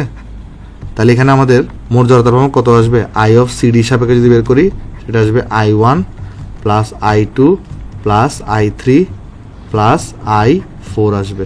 তাহলে এখন আমি যদি এখানে ICD বের করতে চাই, সিডি অক্ষের সাপেক্ষে জড়তার ভ্রামকটা, I1 কত আসবে? এখানে I1 আসবে তোমার কাছে 2/5 mr², এটা আসবে 2/5 mr² প্লাস এখানে আসবে ma²। I2 কত আসবে? এটাও same 2/5 mr² plus ma²। I3 ক্ষেত্রে শুধুমাত্র 2/5 mr² হইতো, আর I4 এর ক্ষেত্রেও কিন্তু শুধুমাত্র 2/5 mr² হইতো। তাহলে আমরা এখানে পেয়ে যাব I of CD এটা ইকুয়াল টু 2, এই যে এরকম আছে 4টা, তাহলে 4 × 2/5 mr², আর ma² যোগ হচ্ছে 2টা, তাহলে 2ma²। এখন আমার কোশ্চেনে দেখো তো এই কোনটার ভ্যালু কি দেওয়া আছে? কোনটার ভ্যালু দেওয়া নাই, তাহলে আমাকে জাস্ট নর্মালি এটা সংকেত দিয়ে প্রকাশ করতে হবে। তাহলে I of CD equal to কত আসবে? এখানে আমি যদি এখান থেকে mটাকে কমন নিয়ে ফেলি তাহলে কত আসবে? এটা 8/5 r² প্লাস 2a², তাহলে এটা আসছে আমার কাছে 8/5 r² প্লাস 2a²। কেমন? তাহলে এটা হচ্ছে আমাদের কাছে এখানে আমাদের ICD বের হয়ে গেছে, মানে পুরো সিস্টেমের জড়তার ভ্রামকটা কত হবে সেটা বের হয়ে গেছে। সোজা অঙ্ক ছিল, কঠিন অঙ্ক ছিল না। আশা করি যতই তাহলে তোমার যে টাইপেরই প্রশ্ন আসুক সেটা তুমি পারবা। এটা হচ্ছে আমাদের এখানে আনসার। তাহলে চলো আমরা নেক্সট অঙ্কে চলে যাবো। আসো, নেক্সট অঙ্কে আমাকে বলতেছে 100 গ্রাম ভর এবং 5 সেন্টিমিটার ব্যাসার্ধের দুইটা পাতলা গোল চাকতি। এই তোমার এখানে কি করতেছো? তুমি এখানে গোল চাকতি, তুমি এখানে 20 সেন্টিমিটার দীর্ঘ এবং 1 সেন্টিমিটার ব্যাসযুক্ত একটি দণ্ডের দুই প্রান্তে যুক্ত করা আছে। যুক্ত করার পরে তুমি দণ্ডের মধ্যবিন্দু দিয়ে এবং এইটির দৈর্ঘ্যের অবিলম্বভাবে অতিক্রান্ত অক্ষের সাপেক্ষে সমগ্র বস্তুটির জড়তার ভ্রামক নির্ণয় করো। কেমন? আচ্ছা, দণ্ডের তোমার এখানে কি দেওয়া আছে? দণ্ডের উপাদানের ঘনত্ব তোমাকে দেওয়া আছে। চলো আমি তোমাকে কোশ্চেনটাকে একটু বুঝাই বলি, তারপরে তুমি অঙ্কটা ইজিলি পারবা। এখন দেখো আমাকে বলতেছে কি তোমার কাছে কি আছে? 100 গ্রাম ভর এবং 5 সেন্টিমিটার ব্যাসার্ধের দুটো পাতলা গোল চাকতি আছে। এখন দেখো তাহলে আমার কাছে পাতলা গোল চাকতি আছে, তাহলে পাতলা গোল চাকতিকে আমি যদি আঁকার চেষ্টা করি, একটু খেয়াল করে দেখে আসো। এটা ধরো দেখো আমার পাতলা গোল চাকতি একটা, ঠিক আছে? আর আরেকটা পাতলা গোল চাকতি এটা। এখন পাতলা গোল চাকতিকে আমি এভাবেও রাখতে পারি, আমি চাইলে এভাবেও রাখতে পারি। আমার দেখতে হবে কোনটা আমার স্যুট করতেছে, সেটা আমাকে চেক করতে হবে। আচ্ছা, এটা একটু এখানে রাখি। এরপর আমাকে বলছে কি, সলিউশন লিখে দিই। এরপর আমাকে কি বলছে দেখো, যে আমি দূরে কী করছি, 20 সেন্টিমিটার দীর্ঘ এবং 1 সেন্টিমিটার ব্যাসযুক্ত একটি দণ্ডের দুই প্রান্তে যুক্ত আছে। তাহলে এখানে একটা দণ্ড নিছি আমরা, ঠিক আছে? এই জায়গাটায় আমি একটা দণ্ড নিছি। সেই দণ্ডের লেন্থ কিন্তু আমার জানা, সেটা হচ্ছে কতটুকু 20 সেন্টিমিটার। ওকে, তাহলে এখন আমি যদি এই চাকতিটাকে এইভাবে কানেক্ট করি তাহলে আমার কিন্তু ঘুরাইতে একটু কষ্ট হবে। আমি যদি এইভাবে কানেক্ট করি তাহলে কী করতে হবে, আমার ঘুরাইতে একটু কষ্ট হবে। তাহলে আমি স্বাভাবিকভাবে বুঝতেছো আমি চাকতিকে কীভাবে কানেক্ট করবো না, আমি চাকতিটাকে কীভাবে কানেক্ট করবো, এভাবে কানেক্ট করব। তাহলে আমার ঘুরাতে সহজ হবে। তাহলে দুটো চাকতিকে আমি এইভাবে কানেক্ট করবো দণ্ডের সাথে। তাহলে এবার আমি কি করবো, আমার কিন্তু ঘুরানোটা সহজ হবে। ঠিক আছে, আচ্ছা এখন আমাকে বলছে কি দেখো, দণ্ডের মধ্যবিন্দু দিয়ে এবং এটির দৈর্ঘ্যের অবিলম্বভাবে অতিক্রান্ত অক্ষের সাপেক্ষে সমগ্র ব্যবস্থাটির জড়তার ভ্রামক নির্ণয় করো। তাহলে দণ্ডের মধ্যবিন্দু, তাহলে দণ্ডের মিড পয়েন্ট কোনটা, দণ্ডের মিড পয়েন্ট হচ্ছে এইটা। এই মিড পয়েন্ট দিয়ে যে অক্ষটা গেছে এবং এই অবিলম্বভাবে যে অক্ষটা গেছে, এই অক্ষের সাপেক্ষে সমগ্র সিস্টেমের জড়তার ভ্রামক বের করতে বলছে। এখন এইখানে দণ্ডের, আমি যদি ধরে নিই যে এখানে আমার দণ্ডের ভরটা হচ্ছে আমাদের বড় হাতের এম, আর দণ্ডের ভর হচ্ছে আমার বড় হাতের এম, আর চাকতির ভর হচ্ছে আমার ছোট হাতের এম, তাহলে আমি এই অক্ষটার সাপেক্ষে দণ্ডের জড়তার ভ্রামকটা কিন্তু আমি বের করে ফেলতে পারবো। আই দণ্ডটা সেটা কত আসবে, সেটা আসবে তোমার কাছে 1/12, তারপরে এম এল স্কোয়ার, যেখানে আমি এল কিন্তু জানি, এল এখানে 20 সেন্টিমিটার হবে। ঠিক আছে, আচ্ছা এল নিয়ে আমাদের কোনো সন্দেহ নেই। এবার কথা হচ্ছে এই যে চাকতিটা আমি নিচ্ছি, একটু জিনিসটা খেয়াল করে দেখো, এই যে চাকতিটা এবার কোন অক্ষের সাপেক্ষে ঘুরতেছে, এটা একটু আমাদের বোঝা দরকার আছে। এখানে আমি তোমার একটু করে দেখি এই অঙ্কের সাথে এই অঙ্কের ডিফারেন্সটা কোথায়, এই অঙ্কটার সাথে পরবর্তী অঙ্কের ডিফারেন্সটা কোথায় আমি তোমার একটু করে বলি। তুমি যদি ফ্লাইহুইল দেখো, ফ্লাইহুইল কি হয় জানো, এই দণ্ডটা ফিক্স থাকে। এখানে যে দণ্ডটা দেখতেছো না, এটা তো জায়গা থেকে নড়ে না, মানে এটা তার জায়গা থেকে নড়বে না, এটা যা কিন্তু ফিক্সড অবস্থায় আছে। আমরা জাস্ট হাত দিয়ে এটাকে ঘুরাইতে পারি, তখন কি হয়, এটার সাপেক্ষে এটাই গুণনক্ষ হিসেবে কাজ করে, আর এটার সাপেক্ষে এটা ঘুরতে থাকে এভাবে করে, এটা কিন্তু ফিক্স থাকে। বাট এবার আমারে কি বলতেছে দেখো, এই কোশ্চেনটার মধ্যে বলতেছে আমি পুরো সিস্টেমটাকে কিন্তু আমি এইটার মিড পয়েন্টের সাপেক্ষে ঘুরাবো। অর্থাৎ আমি যদি তোমাকে একটু ভিডিও অন করে দেখাতে যাচ্ছি, একটু করে দাঁড়াও, তাহলে তোমার আইডিয়া পাবা এখানে আমি কিভাবে ঘুরাবো। দেখো, সরি আমার ক্যামেরা কোয়ালিটি অনেক খারাপ এটার, এই ল্যাপটপের, তোমাকে চলো দেখাই। মানে এখানে বলতেছি কি, যদি তোমার এটা দণ্ড হয়, এটা যদি দণ্ড হয়, আচ্ছা আগের অঙ্কটা কি বলছে আগে সেটা একটু করে বোঝানোর চেষ্টা করি। আগের অঙ্কটা ফ্লাইহুইলে বলছে, এক্ষেত্রে এটা তোমার ধরো দণ্ড, আর এই জায়গাটাই তোমার এইভাবে করে একটা চাকতি আছে। এখন আমরা এইটাকে ফিক্স রেখে এই চাকতিটাকে এইভাবে করে আমি রোটেশন করাতে পারি, এই যে আমি এইভাবে করে রোটেশন করাতে পারি। তাহলে তখন ওই চাকতিটার সাপেক্ষে আমার গুণনক্ষ কোনটা হয়েছিল, এই জ্যাড অক্ষটা হয়েছিল গুণনক্ষ। ঠিক আছে, আচ্ছা এবার কি বলতেছে দেখো, এবার বলতেছে আমি দণ্ড নিছি, এই জায়গায় একটা চাকতিকে লাগাইছি, এই জায়গায় একটা চাকতি যুক্ত করছি। এবার আমার অক্ষ কোনটা বলছে, অক্ষ বলতেছে এই দণ্ডের মিড পয়েন্ট দিয়ে এরকম একটা অক্ষ গেছে। তাহলে চিন্তা করো যে এখানে একটা চাকতি আছে, এই জায়গাটা চাকতি আছে, এবার আমি পুরা জিনিসটাকে নিয়ে একসাথে ঘুরবো, এভাবে করে পুরা জিনিসটা নিয়ে একসাথে ঘুরবো। তাহলে খেয়াল করে দেখো, তাহলে আমার কাছে যে চাকতিটা আছে, যেখানে চাকতিটা আছে, এবার চাকতি কিন্তু এটা কিন্তু এবার অক্ষ না, এটা কিন্তু অক্ষ না, অক্ষ কোনটা, অক্ষ হচ্ছে এটার সাথে লম্ব হবে যেটা আছে সেটা। তাহলে এইবারে চাকতিটা কিন্তু কোন অক্ষের সাপেক্ষে ঘুরবে, তার ওই যে এক্স বা ওয়াই অক্ষের সাপেক্ষে, ওয়াই অক্ষের সাপেক্ষে ঘুরবে, এটা চিন্তা করতে পারি। ফ্লাইহুইলে কি ছিল, ফ্লাইহুইলে এটা কিন্তু ফিক্স থাকতো, ফ্লাইহুইলে খেয়াল ভালো করে লক্ষ্য করো, ফ্লাইহুইলে এটা কিন্তু ফিক্স থাকতো। এটা ফিক্স থাকার পরে তুমি জিনিসটাকে এভাবে করে ঘুরাইতা, তখন ফ্লাইহুইল কিন্তু এটার সাপেক্ষে ঘুরতেছে। পয়েন্টটা বুঝতে পারছো, এটার সাপেক্ষে ঘুরতেছে। বাট তুমি এবার কি করতেছো, এটাকে কিন্তু যুক্ত করে দিছো, মানে এটাকে কিন্তু নাড়াবা চাড়াবা না, এই জিনিসটাকে নাড়াবা না, এটাকে যুক্ত করে দিছো, এটাকেও যুক্ত করে দিছো। তুমি কি করবে, এবার এটাকে মিড পয়েন্ট ধরে যখন ঘুরাবা, তখন কি হবে দেখো, তোমার চাকতিরাও কিন্তু এর সাথে সাথে ঘুরতেছে, চাকতিও কিন্তু এর সাথে ঘুরতেছে। চাকতি তাহলে কোনটা অক্ষ হবে, এইটা সমান্তরাল অক্ষটা হবে চাকতির অক্ষ। বুঝতে পারছো, এই ক্ষেত্রে কিন্তু আর জ্যাড অক্ষটা চাকতির অক্ষ হবে না। ফ্লাইহুইলে কি ছিল, ফ্লাইহুইলে তোমার এই জিনিসটা কিন্তু ফিক্স থাকতো, তুমি জিনিসটাকে এভাবে করে ঘুরাইতা, তাহলে কিন্তু তোমার এটা কিন্তু ফিক্সড আছে, তাহলে এটা কিন্তু গুণনক্ষ। তাহলে ফ্লাইহুইলের ক্ষেত্রে কিন্তু জ্যাড অক্ষটা হচ্ছে যে চাকতির অক্ষ। বাট এবার তুমি এটাকে যুক্ত করে দিছো, অর্থাৎ এটাকে টাচ করবা না, তুমি মিড পয়েন্ট ধরে ঘুরাচ্ছ, তাহলে এটা কিন্তু আর অক্ষ না। এখন অক্ষ কোনটা, এটার সাথে লম্ব হবে, তাহলে কিন্তু আর এই ক্ষেত্রে কিন্তু জ্যাড অক্ষটা চাকতির অক্ষ না। তাহলে চাকতির অক্ষ এখন কোনটা হবে, হয় এক্স হবে নাহলে ওয়াই হবে, ওয়াইটাকে আমরা ধরে নিব। বুঝতে পারছো আগেরটার সাথে এটা ডিফারেন্স, হোপফুলি বুঝতে পারছো। তাহলে এখানে কিন্তু ব্যাপারটা যেটা আছে সেটা হচ্ছে যে আমি কিন্তু এবার চাকতিটাকে কিন্তু আর ঘুরাবো না, কারণ চাকতিটাকে আমি কি করে দিছি, চাকতিটাকে দেখো আমি এখানে যুক্ত করে দিছি, মানে এটাকে বেঁধে দিছি, এটাকে আমি কানেক্ট করে দিছি, এটাকে সুতা দিয়ে হোক বা কিছু দিয়ে হোক এটা আমি বেঁধে দিছি, আমি এটাকে বেঁধে দিছি। তো যখনই আমি এই পুরো সিস্টেমটাকে ঘুরাবো, যখনই আমি পুরো সিস্টেমটাকে ঘুরাবো তখন চাকতিটাও কিন্তু এই তার যে একটা নিজস্ব ভারকেন্দ্রগামী অক্ষ ছিল এইটার সাবেক মানে দণ্ড ঘোরার সাথে সাথে এও কিন্তু ঘুরে যাবে। এভাবে চিন্তা করো, ধরো আমি যদি এটাকে যখন এখান থেকে এখানে যখন আনবো, আবার এখান থেকে যখন এখানে নিব, তখন এই চাকতিটাও আমার এই জায়গায় চলে আসবে, আবার এই চাকতিটা ঘুরে তোমার এই জায়গায় চলে আসবে। বাট চাকতিতে কিন্তু পজিশন চেঞ্জ হচ্ছে না। বাট ফ্লাইহুইলে কি ছিল, ফ্লাইহুইলে যেটা হয়েছিল তোমার এখানে এটাকে তুমি ফিক্স রাখছিলা, এটাকে ফিক্স রেখে এটাকে ঘুরাইছো, তাহলে এটার অক্ষ কিন্তু হয়েছে কোনটা, জেড অক্ষ। জেড অক্ষ হওয়ার কারণে আমার জড়তার ভ্রামক হয়েছে half M R square. But এই ক্ষেত্রে কি হবে দেখো, এখন এই ক্ষেত্রে কি হবে তোমার, এই ক্ষেত্রে দেখো, এই ক্ষেত্রে কি হবে, এই ক্ষেত্রে কিন্তু এটাকে তুমি ঘুরাচ্ছ না, এটাকে কিন্তু আর ঘুরাচ্ছ না, তুমি এটাকে জাস্ট কানেক্ট করে দিছো, এটা দণ্ডের সাথে সাথে ঘুরবে। তাহলে এই ক্ষেত্রে কিন্তু আর অক্ষটা জেড অক্ষ না, এই ক্ষেত্রে কিন্তু অক্ষটা হবে ওয়াই অক্ষটা। আর ওয়াই অক্ষের সাপেক্ষে জড়তার ভ্রামক কত হয়, এটা সাপেক্ষে জড়তার ভ্রামক কত হবে, এটাকে যদি আই যদি চিন্তা করি, এটা সাপেক্ষে জড়তার ভ্রামক হবে 1/4 এম, মানে ছোট হাতের এম যদি দিই এম আর স্কোয়ার হবে। ক্লিয়ার? দেখো জিনিসটা এখানে ক্লিয়ার কিনা, আমি আশা করতেছি সবার কাছে জিনিসটা এখানে ক্লিয়ার। 1/2 এখানে দেওয়া যাবে না, কেমন, একটু আরো লক্ষ্য রাখতে হবে বিষয়গুলো। তাহলে এটা সাপেক্ষে এটাও কিন্তু সেম, এটাও কিন্তু সেম। তাহলে এখানেও আইজিটা কত হবে, এখানেও আইজিটা হবে তোমার কাছে, এখানে আইজিটা হবে এই যে 1/4 এম আর স্কোয়ার। ওকে, আচ্ছা এখন আমার কিন্তু এই অক্ষরের সাপেক্ষে জড়তার ভ্রামক বের করা লাগবে। তাহলে এখানে কিন্তু এইটার জন্য সমান্তরাল অক্ষ উপপাদ্য অ্যাপ্লাই করা লাগবে। তাহলে এই দূরত্বটা কত হয় বলো তো, এই দূরত্বটা কত হবে, পুরো দণ্ডের দৈর্ঘ্য যদি এল হয় তাহলে এটা L/2 হবে না, কারণ এটা মিড পয়েন্ট ছিল।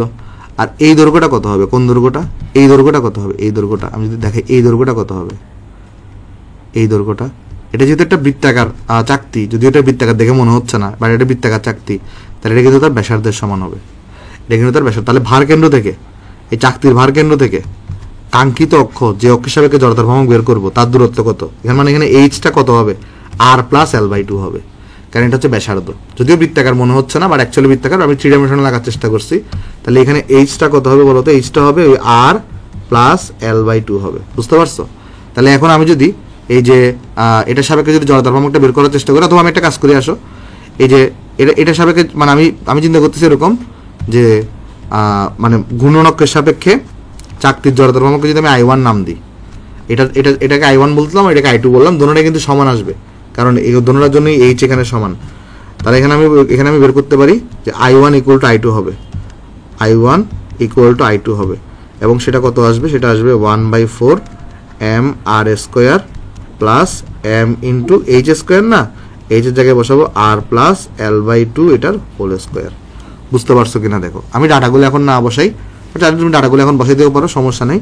দেখো ডাটাগুলো বসাই দিলে কত আসবে, আমি এটা কাজ করতে পারি, এখান থেকে আমরা এমটাকে, আচ্ছা দরকার নেই কমন ফোন নেওয়ার, ডাইরেক্ট ভ্যালু বসাই দাও 1/4 এম, এখানে কত এম দেওয়া 100 গ্রাম, 100 গ্রামকে আমরা লিখতে পারি 0.1, আর এখানে কত 5 সেন্টিমিটার, 5কে লিখতে পারি 0.05 এটার স্কোয়ার, প্লাস এম হচ্ছে 100 গ্রাম, তারপর এখানে কত আর হচ্ছে 0.05, আর এল হচ্ছে কত এখানে 20 সেন্টিমিটার, তাহলে L/2 হচ্ছে 10 সেন্টিমিটার, 10 সেন্টিমিটারকে আমরা কি লিখতে পারি, এটা লিখতে পারি আমরা 0.1, তাহলে এটার স্কোয়ার। তাহলে দেখো এখান থেকে কত আসে, এখান থেকে এই I1 = I2, দেখো এই ভ্যালুটা কত আসে এখানে, তাহলে এই ভ্যালুটা আসবে তোমার 1/4 ইন্টু 0.1 ইন্টু 0.05 স্কোয়ার প্লাস 0.1 গুণন 0.05 প্লাস 0.1 এটার স্কোয়ার। তাহলে এই জিনিসটা আমার কাছে আসবে এখানে তোমার 2.3125, 2 পয়েন্ট কত আসছে, এটা 2.3125 গুণন 10⁻³ আসছে, আর এখানে আসছে কেজি মিটার স্কোয়ার। তাহলে এবার আমার দণ্ডটা বের করতে হবে, দণ্ডটা বের করা খুব সোজা, 1/12 ml², বাট প্রবলেম হচ্ছে দণ্ডের সরাসরি ভর দেওয়া নাই। দণ্ডের ক্ষেত্রে কি দেওয়া আছে এখানে বলো তো, দণ্ডের ক্ষেত্রে তোমার এখানে ঘনত্ব দেওয়া আছে, ঠিক আছে, ঘনত্বটা দেওয়া আছে, আমাকে এখানে ভরটা বের করতে হবে, কেমন। তো ভর বের করার জন্য আমার কি লাগবে, এখানে আয়তনটা লাগবে, কারণ এখানে হচ্ছে আমার কি রো জানি, আয়তন জানলে আমি এখানে ভরটা বের করে ফেলতে পারবো। তো কি দেওয়া আছে দেখো, নেক্সট পিচে যদি আমি এখানে যাই, আমাকে অ্যাট ফার্স্ট দেওয়া আছে যে দণ্ডের ঘনত্ব রো ইকুয়াল দেওয়া আছে কত, রো ইকুয়াল দেওয়া আছে 7.8 গ্রাম পার সিসি, 7.8 গ্রাম পার সেন্টিমিটার কিউব, কেমন। তো গ্রাম পার সিসিকে আমরা তাহলে কি লিখতে পারি, এই গ্রাম পার সিসিকে কিন্তু তোমার এখানে কি লেখা যায় জানো, যে আমরা যদি এখানে লিখতে চাই আসো, যে আমি যদি এখানে ভ্যালুগুলো বের করি আসো, এটাকে আমরা লিখতে পারি এভাবে 7.8 গ্রাম ডিভাইডেড বাই হচ্ছে 1 সিসি লিখলাম, এখানে সিসি। তাহলে এখন আমরা যেটা করতে পারি, এটাকে আমি কেজিতে নিয়ে যাব। তোমার এখানে 7.8 গুণন 10 ইনভার্স অফ 3 দিয়ে কেজিতে নিয়ে গেলাম। আর 1 সিসি মানে কিন্তু 10 ইনভার্স অফ 6 মিটার কিউব, তাই না? 10 ইনভার্স অফ 6 মিটার কিউব। তাহলে দেখো কেজি মিটার কিউবে কত আসবে এখানে, এটা কিন্তু আমার এখানে রোটা কিন্তু হয়ে যাবে, এখানে রো ইকুয়াল টু হয়ে যাবে ওই যে 7.8 গুণন 10 to the power of 3 KG per metre cube চলে আসছে, কেজি পার মিটার কিউব চলে আসছে, রো ইকুয়াল টু। এবার সেটা দণ্ডের আয়তন বের করা, দণ্ডের আয়তন কীভাবে বের করব, দণ্ডের আয়তন ভি কীভাবে বের করবো, দেখো খেয়াল করে দেখো। এইটা কিন্তু আমাকে বলছে যে দণ্ডের বেলায় কী বলছে দেখো তো, দণ্ডের এখানে কিন্তু 1 সেন্টিমিটার, এখানে 20 সেন্টিমিটার দৈর্ঘ্য বলছে এবং কি বলছে 1 সেন্টিমিটার ব্যাস যুক্ত বলছে। তাহলে এখানে দণ্ডের ব্যাসটা কতটুকু, দণ্ডের ব্যাস হচ্ছে তোমার 1 সেন্টিমিটার। তাহলে এখানে কিন্তু তোমার দণ্ডের ব্যাসার্ধ আছে একটা। তো তাহলে এখানে আমি এটার যদি প্রস্থচ্ছেদের ক্ষেত্রফল বের করতে পারি, সেটা প্রস্থচ্ছেদের ক্ষেত্রফল কত হবে, পাই আর স্কোয়ার হবে। মানে এইভাবে চিন্তা করো, তোমার দণ্ডটা কিন্তু এরকম, দেখো দণ্ড হচ্ছে, আমি যদি একটু বড় করে বা জুম করে রাখার চেষ্টা করি, দণ্ডটা হচ্ছে তোমার এরকম, দেখো এটা হচ্ছে তোমার দণ্ড, ঠিক আছে, তোমার হচ্ছে দণ্ড। এখন এইটা আমি জানি, এইটা কত হবে, এরিয়াটা হবে পাই আর স্কোয়ার। তাহলে দণ্ডের ভলিউম কত হবে, পাই আর স্কোয়ার গুণন এল হবে। তাহলে এটা হবে পাই আর স্কোয়ার গুণন এল হবে এখানে। তাহলে এখানে দেখো ভলিউমটা কত আসবে, তাহলে তোমার এটা ভলিউম আসবে পাই আর কত, এখানে দণ্ডের এটা 1 সেন্টিমিটার ব্যাস যুক্ত বলছে না, তাহলে এখানে আর হবে ব্যাস মানে হচ্ছে ব্যাসার্ধ মানে হচ্ছে ব্যাসের অর্ধেক। তাহলে 1কে আগে 2 দিয়ে ভাগ করব, তারপর এটাকে সেন্টিমিটার দেওয়া ছিল, এটাকে 10 ইনভার্স অফ 2 দিয়ে গুণ করব, এবং এল কত, এল এখানে দেওয়া 20 সেন্টিমিটার, তাহলে 0.2 হবে। তাহলে দেখো ভি এর ভ্যালুটা তখন মিটার কিউবে আসবে এখানে। জাস্ট একটু ক্যালকুলেশনটা ঝামেলা, আর কোনো কিছুই না। তাহলে পাই গুণন 1/2 মানে 0.5 গুণন 10 ইনভার্স অফ 2 স্কোয়ার গুণন 0.2, তাহলে এটা আসছে 1.57। এখানে করে চলে আসছে, এটা আমরা চলে আসছে এখানে 1.5707 into 10 inverse of 5 metre cube. তাহলে দণ্ডের ভর কত, তাহলে সুতরাং দণ্ডের যে ভর আছে সেটা কত হবে, এম ইকুয়াল টু হবে রো গুণন ভি হবে। তা রো কত এখানে 7.8 গুণন 10 টু দি পাওয়ার অফ 3, আর আয়তন হচ্ছে 1.5707 গুণন 10 ইনভার্স অফ 5। তাহলে এখানে কত আসবে দেখো, এটাকে জাস্ট তাহলে আমি এখানে 7.8 গুণন 10 ইনভার্স 10 টু দি পাওয়ার 3 দিয়ে গুণ দিব, তাহলে আসবে এখানে 0.1225 কেজি আসছে। তাহলে কত আসছে এখানে, এখন আমি এমটা পেয়ে গেছি এখানে, কেমন? তাহলে এখান থেকে আমি কিন্তু ইজিলি কি বের করে ফেলতে পারবো, এই যে আমার i3টা এই দণ্ডের সাপেক্ষে, এই দণ্ডের অক্ষের সাপেক্ষে জড়তার ভ্রামক। তাহলে i3 যদি বের করতে চাই, তাহলে i3 কত আসবে, ওই যে 1/12 ml স্কোয়ার, তাহলে ml স্কোয়ার। তাহলে এখানে হচ্ছে 1/12 আসছে, m এর ভ্যালু তোমার এখানে 0.1225 আসছে, 0.1225 আসছে। আর এল স্কোয়ার, এল এখানে কতটুকু, এল তোমার কাছে হচ্ছে এখানে আমাদের কত দেওয়া আছে, এখানে এল দেওয়া আছে তোমার 20 সেন্টিমিটার, তাহলে 0.2 এটার স্কোয়ার। তাহলে এখান থেকে ইজিলি কিন্তু আমাদের i3টা বের হয়ে আসবে। দেখো i3 কত আসবে এখানে, 1/12 ইন্টু 0.1225 গুণন 0.2 স্কোয়ার।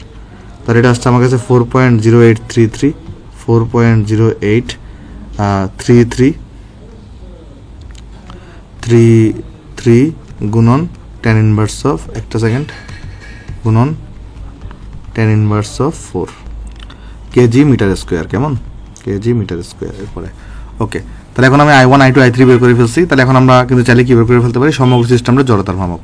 তাহলে আমরা লিখবো সুতরাং সমগ্র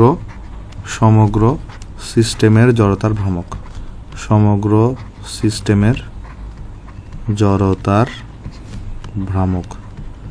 তাহলে এটা কত আসবে, এটা i ইকুয়াল টু হবে তোমার কাছে এখানে, তাহলে ওই যে i1 প্লাস i2 প্লাস তোমার কাছে এখানে হবে i3।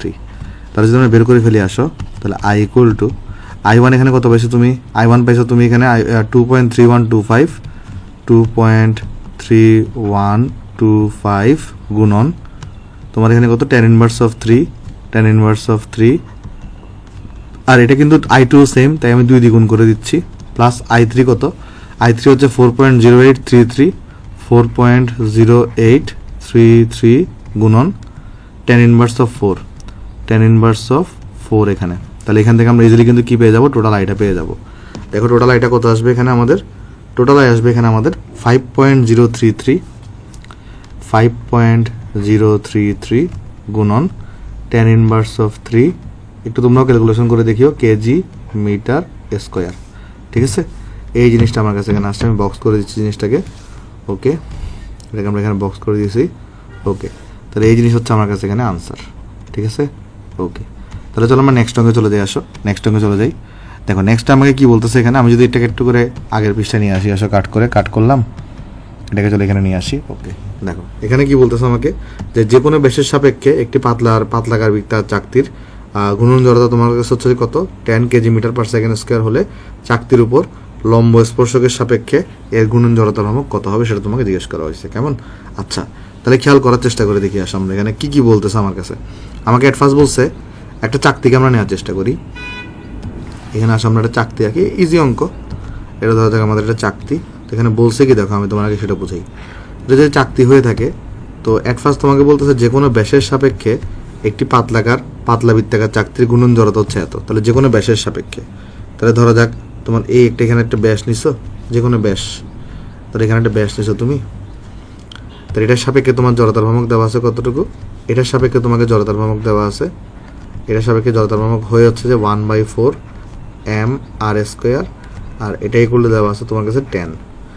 এখন তোমাকে বলতেছে যে এই চাকতির উপর লম্ব স্পর্শকের সাপেক্ষে, লম্ব স্পর্শক মানে কি, ধরো তোমার এটা চাকতি, আর এই চাকতির আগে ধরো একটা অক্ষ লম্বভাবে ছেদ করছে, একটা অক্ষ ধরো লম্বভাবে ছেদ করছে, সেটা হচ্ছে এই অক্ষটা, সেটা হচ্ছে কোনটা, এই অক্ষটা। এটাকে যদি একটু পাশে আনি, একটা অক্ষ ধরা যাক লম্বভাবে এখানে ছেদ করছে, এই অক্ষটা। তাহলে লম্ব স্পর্শক মানে হচ্ছে এই স্পর্শকটা, বুঝতে পারছো? লম্ব স্পর্শক মানে কি, কোনটা, এই স্পর্শকটা। এই স্পর্শকটা তো লম্ব স্পর্শক। তাহলে এটার সাপেক্ষে আমাকে জড়তার ভ্রামক জিজ্ঞেস করছে, এটা ইকুয়াল টু কত হবে। তো এটা ইকুয়াল টু কত হবে বলো তো, এটা ইকুয়াল টু হবে এটা তাহলে হবে আইজি, এই আইজি প্লাস এখানে হবে M H square. IG equal to কত হয়, 1/2 mr² প্লাস mr², কারণ এই ডিস্টেন্সটা কত হবে বলো তো, এই ডিস্টেন্সটা হবে তোমার কাছে এখানে আর হবে। আর আইজি ইকুয়াল টু কত হবে, এটা হবে 1/2 mr²। তাহলে এখন দেখো তোমার কাছে এখানে কি আছে, তোমার কাছে এখানে দেখো, তুমি কিন্তু এখান থেকে mr² এর মানটা তুমি এখান থেকে বের করে ফেলতে পারো। mr² এর মানটা হবে 10 × 4, তার মানে হবে 40। তাহলে এখানে দেখো কত আসবে, আইটা আই ইকুয়াল টু আসবে 1/2 mr² মানে হচ্ছে 40 প্লাস mr² মানে হচ্ছে 40 আর 20 যোগ করলে কত হবে, 60 কেজি মিটার স্কোয়ার। তাহলে এই জিনিস হচ্ছে আমার কাছে এখানে আনসার। সো আমি আশা করি অঙ্কটা তোমরা সবাই বুঝতে পারছো। তো আমি বক্স করে দিচ্ছি, জিনিসটাকে বক্স করে দিলাম। তাহলে এটা হচ্ছে আমার কাছে এখানে আনসার। ওকে, হোপফুলি অঙ্কটা আমরা সবাই বুঝতে পারছি। তাহলে চলো আমরা নেক্সট অঙ্কে চলে যাই। আসো আমরা নেক্সট অঙ্কে চলে যাই। নেক্সট অঙ্কে আমাকে বলছে একজন নর্তকী হস্ত প্রসারিত অবস্থায় এই যে 8 reverse per second, revolution per second, reverse না রেভলিউশন পার সেকেন্ড বেগে ঘুরছে। হাত গুটিয়ে নিলে তার জড়তার ভ্রামক 60% কমে যায়। এখন সে কত বেগে ঘুরবে সেটা তোমাকে জিজ্ঞেস করা হয়েছে। তো সলিউশন, আমি তো একদম ইজি জিনিস এগুলা। ফার্স্ট অফ অল এখানে আগে ω1টা দেওয়া আছে কত, 8 রেভলিউশন পার সেকেন্ড, তার মানে 8 আমাদের কত হবে এখানে, এটা হবে টুয়াইস পাই, রেভলিউশন হচ্ছে 8টা, আর 1 সেকেন্ডের মধ্যে, 1 সেকেন্ডের মধ্যে রেভলিউশন মানে হচ্ছে ঘূর্ণন, তাহলে হবে 16 পাই রেডিয়ান পার সেকেন্ড। তাহলে এরপরে বা তুমি চাইলে কিন্তু 8 রিভার্স পার রেভলিউশন পার সেকেন্ড রেখে দিলেও হবে, কোনো সমস্যা নেই। আচ্ছা, এরপরে বলতেছে তখন I2 কত হবে, হাত গুটিয়ে নিলে জড়তার ভ্রামক 60% কমে যায়। তাহলে I1 থেকে 60% কমে যাবে, 60% কমে যাবে, তাহলে 40% হচ্ছে বাকি থাকবে। তাহলে এখানে কত হবে, 0.4 I1 হবে। আচ্ছা, এখন বলতেছে এখন তাহলে সে কত বেগে ঘুরবে, ω2টা কত হবে সেটা বের করতে বলছে। এইসব ক্ষেত্রে কিন্তু এলটা কিন্তু মানে তোমার কনজার্ভ থাকে। তাহলে L = I1 ω1 = হবে I2 ω2। তাহলে এখান থেকে আমি কিন্তু কি বের করে ফেলতে পারি, ω2টা বের করে ফেলতে পারি, যেটা আসলে আসবে কত বলো তো, এখানে আসবে এখানে তোমার I1, তারপর আসবে এখানে ω1, তারপর আসবে এখানে I2 দিয়ে ভাগ হবে। তাহলে এখানে দেখো জাস্ট সিম্পল আমি ভ্যালুগুলো বসাবো আর এখানে আনসার চলে আসবে। দেখো I1 এর জায়গায় আমি I1 বসাইলাম, ω1 এর জায়গায় আমি 16 পাই বসাইলাম, আর I2 এর জায়গায় আমি বসাইলাম কত, 0.4 I1 বসাইলাম। তাহলে I1 এবং I1 কিন্তু তোমার কাছে এখানে কাটা যাবে, তাহলে ω2টা এখান থেকে বের হয়ে আসবে। তাহলে এখানে কত আসবে দেখো তো, এখান থেকে এখানে আসবে 16 পাই আসবে ডিভাইডেড বাই তোমার 0.4 আসবে। তাহলে এখানে কত হয়েছে, এটা হচ্ছে 40 পাই, এখানে কত হয়েছে 40 পাই হয়ে গেছে, 16 divided by 4.4 40 pi radian per second. তাহলে আমার ওমেগা টুটা কিন্তু বের হয়ে গেছে, তাহলে এত বেগে নর্তকীটা এখন ঘুরবে। ঠিক আছে, আমরা কিন্তু ওমেগা টু এখান থেকে আমরা বের করে ফেলছি, সেটা হচ্ছে আমার এখানে আনসার, বক্স করে দিছি, তাহলে এটা হচ্ছে আমার কাছে এখানে আনসার। তাহলে চলো আমরা নেক্সট অঙ্কে চলে যাই। আসো নেক্সট অঙ্কে বলতেছে একটি সরু মিটার স্কেলের তোমার ভর হচ্ছে যে 500 গ্রাম, এই স্কেলের 25 দাগান্বিত রেখার মধ্য দিয়ে দণ্ডের অবিলম্বভাবে গমনকারী অক্ষের সাপেক্ষে স্কেলটির জড়তার ভ্রামক নির্ণয় করে। এগুলো আগেও আমরা করছি, তাহলে আরেকবার করে দিই সলিউশন। তাহলে সরু মিটার স্কেল আছে, মিটার স্কেল মানে সেই স্কেলটা তোমার এখানে দৈর্ঘ্য কতটুকু হবে, 1 মিটার বা 100 সেন্টিমিটার হবে। ঠিক আছে, এটা তার দৈর্ঘ্য কতটুকু হবে, এটা যদি তোমার 0 হয়, এটা যদি 0 দাগ হয়, তাহলে এটা কত দাগ হবে, এটা হবে 100 সেন্টিমিটারের দাগ হবে। তাহলে এটার যে মিড পয়েন্ট সেটা হবে 50 সেন্টিমিটারের দাগ। ঠিক আছে, এটা যে মিড পয়েন্ট সেটা হবে কতটুকু, সেটা হবে 50 সেন্টিমিটারের দাগ। আচ্ছা, তো যখন দাগ 25 সেটা একটা অক্ষ আছে এখানে এরকম, সেটা ধরো অক্ষর হচ্ছে এরকম তোমার কাছে। তো এইটার জন্য আমার দাগ এখানে কতটুকু, দাগ এখানে হচ্ছে 25, এই যে দেখো এখানে হচ্ছে কতটুকু দাগ, এই দাগটা হচ্ছে 25 সেন্টিমিটার নির্দেশ করতেছে। তাইলে এই দাগটা তো আমার নির্দেশ করতেছিল 50 সেন্টিমিটার, কারণ যেহেতু মিড পয়েন্ট। তাহলে এখানে আসলে এইচটা কত হবে, এইচ ইকুয়াল টু হবে তোমার কাছে এখানে 25 সেন্টিমিটার। ঠিক আছে, আচ্ছা তাহলে আমাকে বলতেছে তাহলে এটার সাপেক্ষে জড়তার ভ্রামক কত হবে বের করো। তো এটা তাহলে আইজি হবে এখানে, তাহলে আই ইকুয়াল টু হবে IG plus M H square. তাহলে আইজি কত 1/12 এম এল স্কোয়ার, তাহলে এখানে হবে এম এইচ স্কোয়ার। তাহলে ভ্যালুগুলো সব বসাই দাও, 1/12 এম কত, এখানে এম দেওয়া হচ্ছে 500 গ্রাম, তাহলে 0.5 কেজি, এল হচ্ছে 1 মিটার, তাহলে 1 স্কোয়ার প্লাস এম হচ্ছে 500 গ্রাম মানে 0.5, আর এইচ কত 0.25 স্কোয়ার। তাহলে দেখো সুন্দর মতো এখান থেকে ভ্যালু চলে আসবে। তাহলে এটা কত আসছে এখানে, এটা আসছে তোমার কাছে 1/12 আসছে এখানে ইন্টু 0.5 প্লাস 0.5 ইন্টু 0.25 এর স্কোয়ার, তাহলে আসছে এটা 0.0729 কেজি মিটার স্কোয়ার চলে আসছে। তাহলে এই জিনিসটা হচ্ছে আমরা বক্স করে দিচ্ছি, আসো বক্স করে দিচ্ছি জিনিসটাকে আমরা এখানে, ওকে বক্স করে দিচ্ছি। তাহলে এটা হচ্ছে আমার কাছে এখানে আনসার। ঠিক আছে, এটা হচ্ছে আমার কাছে এখানে আনসার। তাহলে চলো আমরা নেক্সট অঙ্কে চলে যাই। আসো নেক্সট অঙ্কে আমাকে বলতেছে কোনো কারণে পৃথিবীর ভর অপরিবর্তিত রেখে ব্যাসার্ধ অর্ধেক হয়ে গেলে দিবারাত্রির দৈর্ঘ্যের কী ধরনের পরিবর্তন ঘটবে। এই ধরনের ম্যাথ কিন্তু একটু ইম্পর্টেন্ট আছে, তাই আমি এডমিশনের জন্য, বুঝছো, এডমিশনের জন্য এই ধরনের ম্যাথগুলো একটু ইম্পর্টেন্ট। আচ্ছা তাহলে তোমাকে আমি বলি আসলে সিচুয়েশনটা তোমাকে কি বলতেছে এখানে। সিচুয়েশনে তোমাকে বলতেছে যে এরকম যদি হয়, তোমার ধরো এটা পৃথিবী আছে, এটা ধরো তোমার কাছে এখানে পৃথিবী আছে, ধরো জায়গায় তোমার কাছে এখানে পৃথিবী আছে, কেমন। তো এই পৃথিবীটা হয়েছে কীরকম আমি তোমার বলি, সলিউশন এখানে দেখাই দিই। তো এই পৃথিবীটার ভর অপরিবর্তিত রাখবো আমি।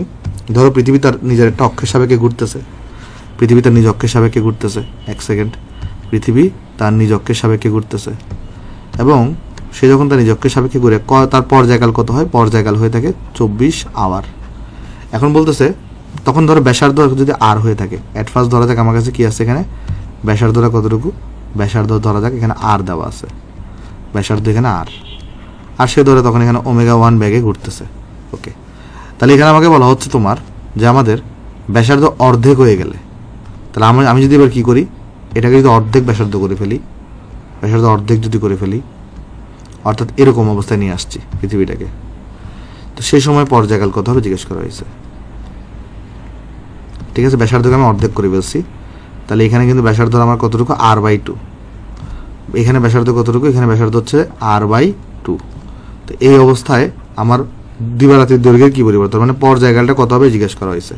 এই সময় ধরো ভেলোসিটি হবে ω2, ঠিক আছে, এই সময় ভেলোসিটি কত হবে, ω2 হবে। একটা জিনিস চিন্তা করো তো, পৃথিবীকে কিন্তু আমরা নিরেট গোলক হিসেবে চিন্তা করতে পারি। আমরা পৃথিবী যেটা আছে, পৃথিবীকে আমরা কী হিসেবে কল্পনা করতে পারি, একটা নিরেট গোলক হিসেবে কল্পনা করতে পারি, নিরেট গোলক। তাহলে নিরেট গোলক হিসেবে কল্পনা করলে এটার জন্য আগে জড়তার ভ্রামক I1 = কত পাইতাম, 2/5 ভর m, আর ধরো ব্যাসার্ধ r স্কোয়ার, আর পরবর্তীতে জড়তার ভ্রামক কত হবে, ভর কিন্তু অপরিবর্তিত রাখছি, দেখো ভর অপরিবর্তিত রেখে, তাহলে ভর mই থাকবে, তাহলে এখানে 2/5 হবে, 2/5 হবে, ভর mই থাকবে, জাস্ট ব্যাসার্ধকে তুমি অর্ধেক করে দিছো, তাহলে কত হয়ে গেছে এটা, এখানে আগে থেকে 1/4 চলে আসবে, তারপর এখানে আসবে তোমার 2/5 m r স্কোয়ার, যেটাকে আমি লিখতে পারি চাইলে যে 1/4 ইন্টু I1, ঠিক আছে। এই জিনিসটা তাহলে আমরা লিখতেই পারি। একটা কাজ করে আসো, এটাকে আমরা এখানে নিয়ে আসো, আর এই জিনিসটাকে চলো আমরা এই পাশে নিয়ে আসো, ঠিক আছে। ওকে, আচ্ছা, তাহলে এখন এখানে কিন্তু আমাদের ভরবেগ স্বর্ণক্রিয় থাকবে। তাহলে ভরবেগ স্বর্ণক্রিয় থাকলে কী হবে, এখানে L ইকুয়াল টু কিন্তু আমরা এখানে I ওমেগা, তাহলে এখানে মানে I ওমেগা মানে আলটিমেটলি কি I1 omega 1, I1 omega 1 equal to লিখতে পারি I2 ওমেগা 2।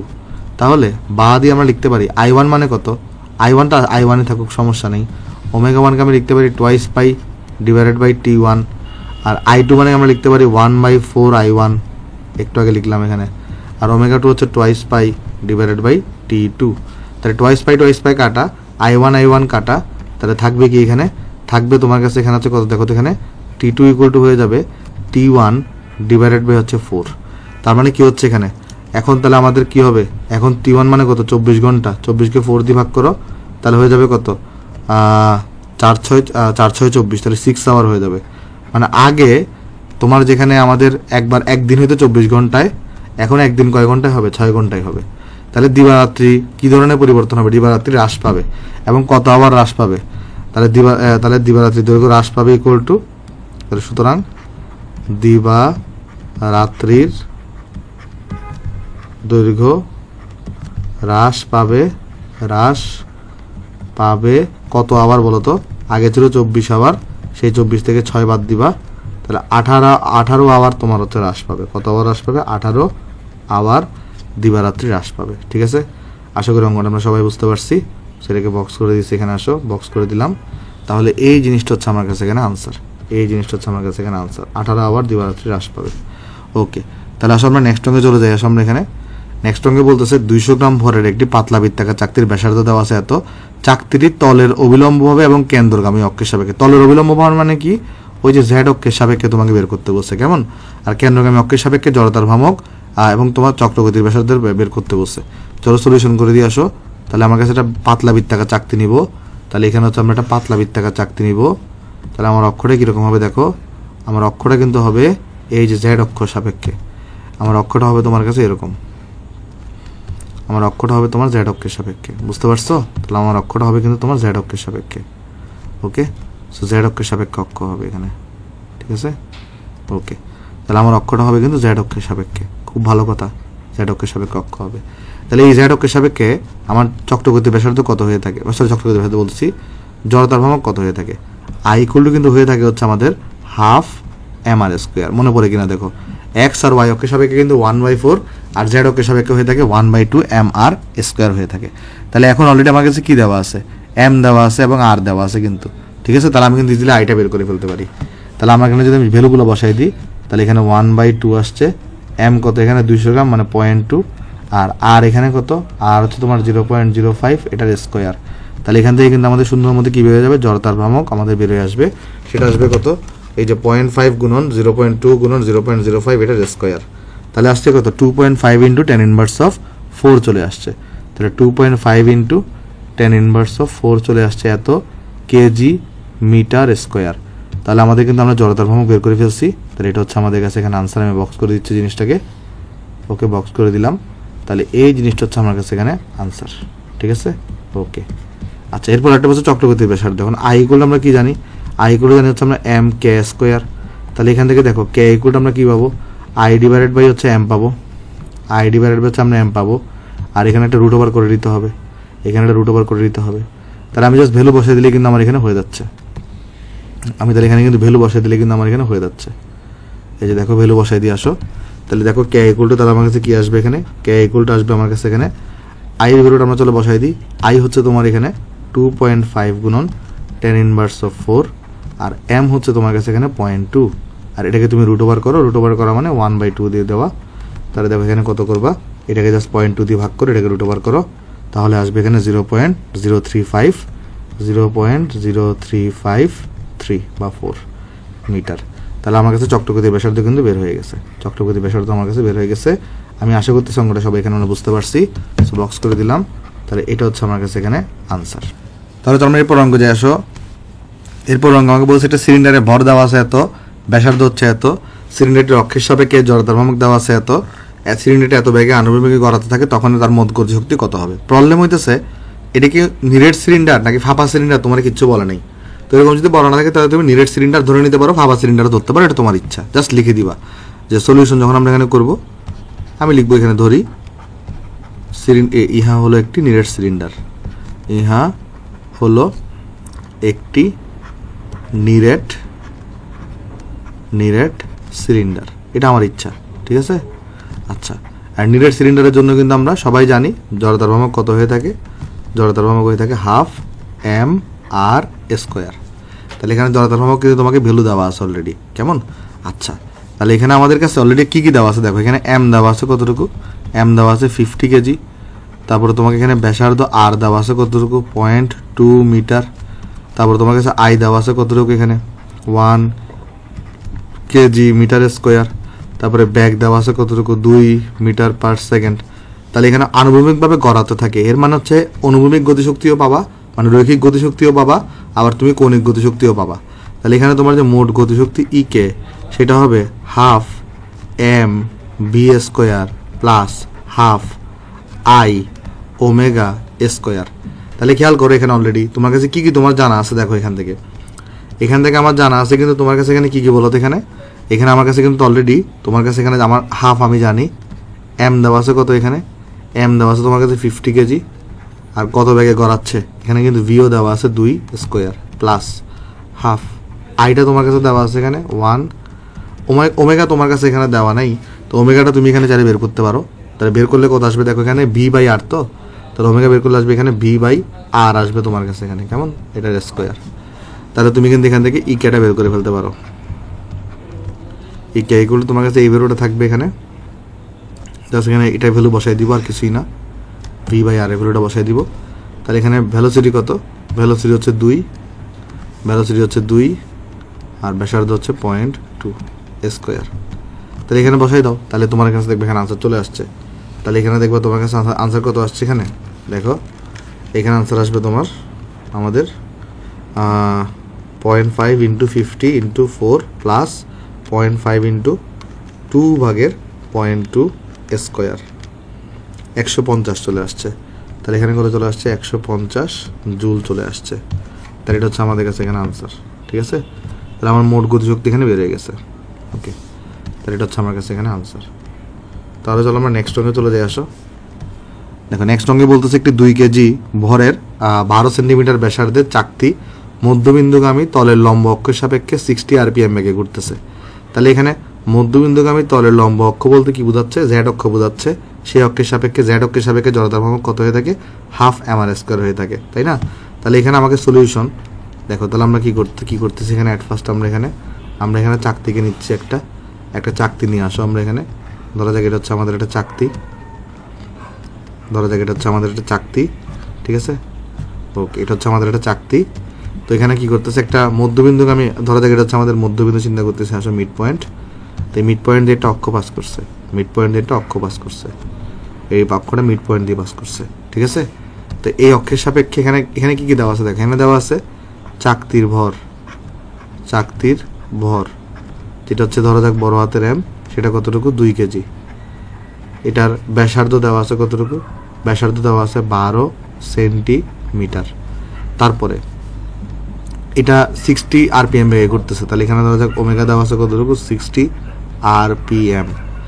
এর উপর 0.5 কেজি ভরের একটা 4 সেন্টিমিটার ব্যাসার্ধের রিং উক্ত অক্ষের সাথে স্পর্শ করিয়ে চাকতির উপর রাখলে এখন চাকতিটি কত বেগে ঘুরতেছে। তাহলে এটা হচ্ছে চাকতির ইতিহাস সম্পর্কে তোমাকে দেওয়া আছে। এখন তুমি সিনারিওটা চেঞ্জ করে দিচ্ছ, কি চেঞ্জ করছো সিনারিওটাতে, তুমি ধরো এটাই রাখছো এখানে, ধরা যাক আমি এমন একটা কাজ করি, আসো এটাকে চলো একটু, এই ফিগারটাকে চলো আমি একটু করে এখানে আঁকি, আসো। তুমি এখন এই ফিগারটাই রাখছো, জাস্ট কাহিনী কি করছো, এই অক্ষের সাথে লাগায়ে তুমি একটা রিংকে রাখছো, একটা রিং। ধরা যাক আমি যদি তোমাকে একটু সাদা দিয়ে দেখাই তাহলে তোমার বুঝতে সুবিধা দিতে পারে। ধরা যাক তুমি এখানে একটা রিং রাখছো, ঠিক আছে, একটা বৃত্তাকার রিংকে তুমি এখানে স্পর্শ করায় রাখছো।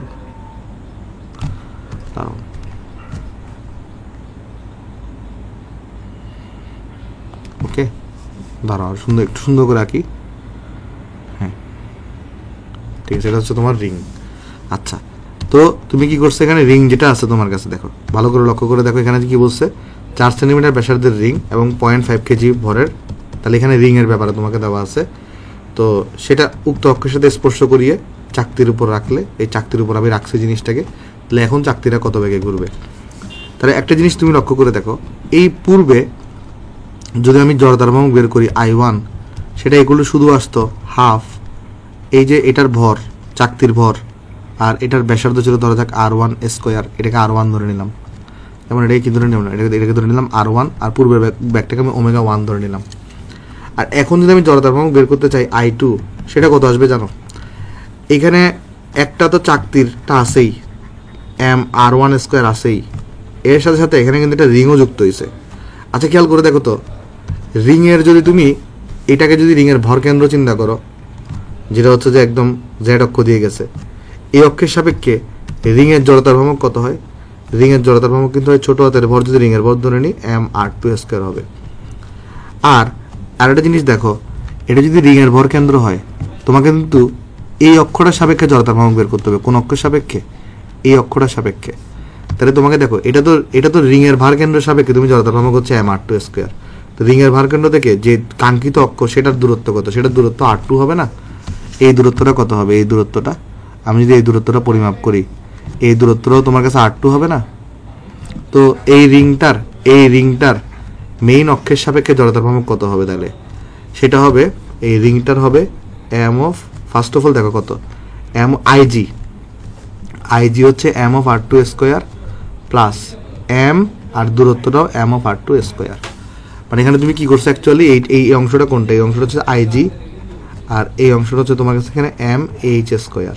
দেখো বুঝছো কিনা যে আমি কি করছি এখানে? আমি বলি ফার্স্ট অফ অল, আমি এখানে এই চাকতির উপর একটা রিংকে রাখছি, তাহলে এখানে টোটাল তাহলে জড়তার ভ্রামক হবে I2 ইকুয়াল টু কত হবে? একটা হচ্ছে চাকতিটার এই অক্ষের সাপেক্ষে জড়তার ভ্রামক, যেটা হবে হাফ চাকতির ভর ইন্টু আগের মতো R1 স্কোয়ার, চাকতির ব্যাসার্ধ R1 ছিল, আর প্লাস এখন এই রিংটাকে যেহেতু রাখছি, তাহলে রিংয়ের জড়তার ভ্রামককে কাউন্ট করতে হবে এই অক্ষের সাপেক্ষে। এখন এই অক্ষটা কিন্তু রিংয়ের ভার কেন্দ্র দিয়ে যায় নাই, কারণ আমাকে বলছে রিংকে আমি উক্ত অক্ষের সাথে স্পর্শ করে আমরা টাচ করায় রাখবো চাকতির উপরে। তাহলে এই রিংয়ের ভার কেন্দ্র দিয়ে যে অক্ষটা যায়, তার সাপেক্ষে জড়তার ভ্রামক কিন্তু mR2 স্কোয়ার হয়। আর এখানে তাহলে আমি এই অক্ষের সাপেক্ষে বের করবো, তাহলে সমান্তরাল অক্ষ উপপাদ্য অ্যাপ্লাই করবো। তাহলে IG হচ্ছে mR2 square plus mH square, তাহলে এইচ এখানে কত? R2 সমান, এই রিংয়ের ব্যাসার্ধের সমান। তাই এখানে হবে কত? দেখো এখন এখানে হবে তোমার কাছে I2 ইকুয়াল টু কত হবে? দেখো I2 ইকুয়াল টু তোমার কাছে হবে, আমি যদি তোমাকে এখানে দেখে, I2 ইকুয়াল টু তোমার কাছে হবে হাফ অফ চাকতির ভর, চাকতির ব্যাসার্ধ প্লাস 2 গুণন রিংয়ের ভর, রিংয়ের ব্যাসার্ধের স্কোয়ার। ক্লিয়ার? দেখো তো জিনিসটা ক্লিয়ার কিনা। তাহলে এখানে আমার কাছে এবার রিংয়ের ব্যাপারে কি বলছে? এখানে রিংয়ের ব্যাপারে বলছে, রিংয়ের ব্যাপারে বলতেছে রিং, এটার যে ভর, রিংয়ের ভর তোমাকে ছোট হাতের m দেওয়া আছে কতটুকু? এই যে 0.5 কেজি, 0.5 কেজি দেওয়া আছে কোয়েশ্চনের মধ্যে, এবং রিংয়ের যে ব্যাসার্ধ R2, সেটা করে দেওয়া, সেটা দেওয়া 4 সেন্টিমিটার, সেটা দেওয়া হচ্ছে 4 সেন্টিমিটার। ক্লিয়ার? আর এই অবস্থায় ওমেগা 2টা কত হবে সেটা তোমাকে জিজ্ঞেস করছে। আমি ধরে নিব এখানে ভরবেগ সংরক্ষিত থাকবে, এলটা কৌণিক ভরবেগটা সংরক্ষিত থাকবে। তাহলে আমি যদি কৌণিক ভরবেগ সংরক্ষিত রাখি, তাহলে এখানে কি আসবে বলতো? L equal to I1 omega 1 equal to I2 omega 2 আসবে। তাহলে এখানে দেখো I1 মানে তুমি কত পাচ্ছ? তাহলে এখানে I1 মানে পাচ্ছ শুধুমাত্র হাফ mR1 স্কোয়ার, আর এখানে আছে কিন্তু ওমেগা 1। I2 মানে কত পাচ্ছ? Half mR1 square plus 2mR2 square. ওই যে একটা, এটা কার জন্য? এটা পাইছো তুমি চাকতির জন্য, এই অংশটা পাইছো তুমি চাকতির জন্য, এই অংশটা পাইছো তুমি রিংয়ের জন্য। আচ্ছা, আর এখানে আছে ওমেগা 2। তো ওমেগা 2 তোমাকে এখানে বের করতে হবে। তো আসো বের করি, আসো হাফ m কত? এখানে বড় হাতের m দেওয়া 2 কেজি, তাহলে বড় হাতের m এর জায়গায় 2 কেজি বসাবো। তারপর এখানে R1 স্কোয়ার, R1 কত? এখানে R1 দেওয়া 12 সেন্টিমিটার, তার মানে 0.12 এটার স্কোয়ার হবে। ওমেগা 1 কত? এখানে 60 RPM, তাহলে এটাকে RPM বের করবো, সমস্যা কোথায়? 60-তে রাখি, প্লাস হাফ এখানে আসবে 2 গুণন এই যে 0.12 স্কোয়ার প্লাস 2 গুণন ছোটো হাতের m কত? এখানে ছোটো হাতের m দেওয়া 0.5, ছোটো হাতের m দেওয়া 0.5, আর R2 মানে কত? R2 মানে হচ্ছে 4 সেন্টিমিটার, তার মানে 0.04 এটার স্কোয়ার, আর ওমেগা 2 আমি এখান থেকে পেয়ে যাব। তাহলে দেখো সুন্দর মতো আমাদের কাছে কিন্তু এখানে কি চলে আসবে, ওমেগা 2টা চলে আসবে। দেখো এটা কত আসে, এখানে আসবে তোমার অ্যাট ফার্স্ট 0.5 গুণন 2 গুণন 0.12 স্কোয়ার ইন্টু 60, তারপর ডিভাইডেড বাই 0.5 ইন্টু 2 গুণন 0.12 স্কোয়ার প্লাস 2 গুণন 0.5 গুণন 0.04 স্কোয়ার। তাহলে এটা আসবে তোমার কাছে 54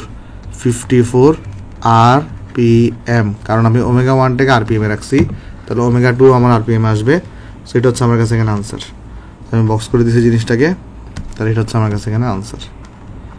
ঠিক আছে, আশা করি অঙ্কটা আমরা সবাই এখানে বুঝতে পারছি। তাহলে চলো আমরা নেক্সট অঙ্কে চলে যাই। আসো, নেক্সট অঙ্কে বলতেছে একটি দ্বিপরমাণু পারমাণবিক অক্সিজেন অণু বিবেচনা করো, মানে O2 বিবেচনা করো। আচ্ছা, এই অণুটি তার কেন্দ্র দিয়ে দৈর্ঘ্যের সাথে লম্বভাবে অতিক্রমকারী জেড অক্ষের সাপেক্ষে XZ তলে অবস্থিত আছে। দুটি অক্সিজেন পরমাণুর গড় দূরত্ব হচ্ছে এত, এবং প্রত্যেকটি পরমাণুর ভর যদি এত হয়, তাহলে জেড অক্ষের সাপেক্ষে অণুটির জড়তার ভ্রামক নির্ণয় করো।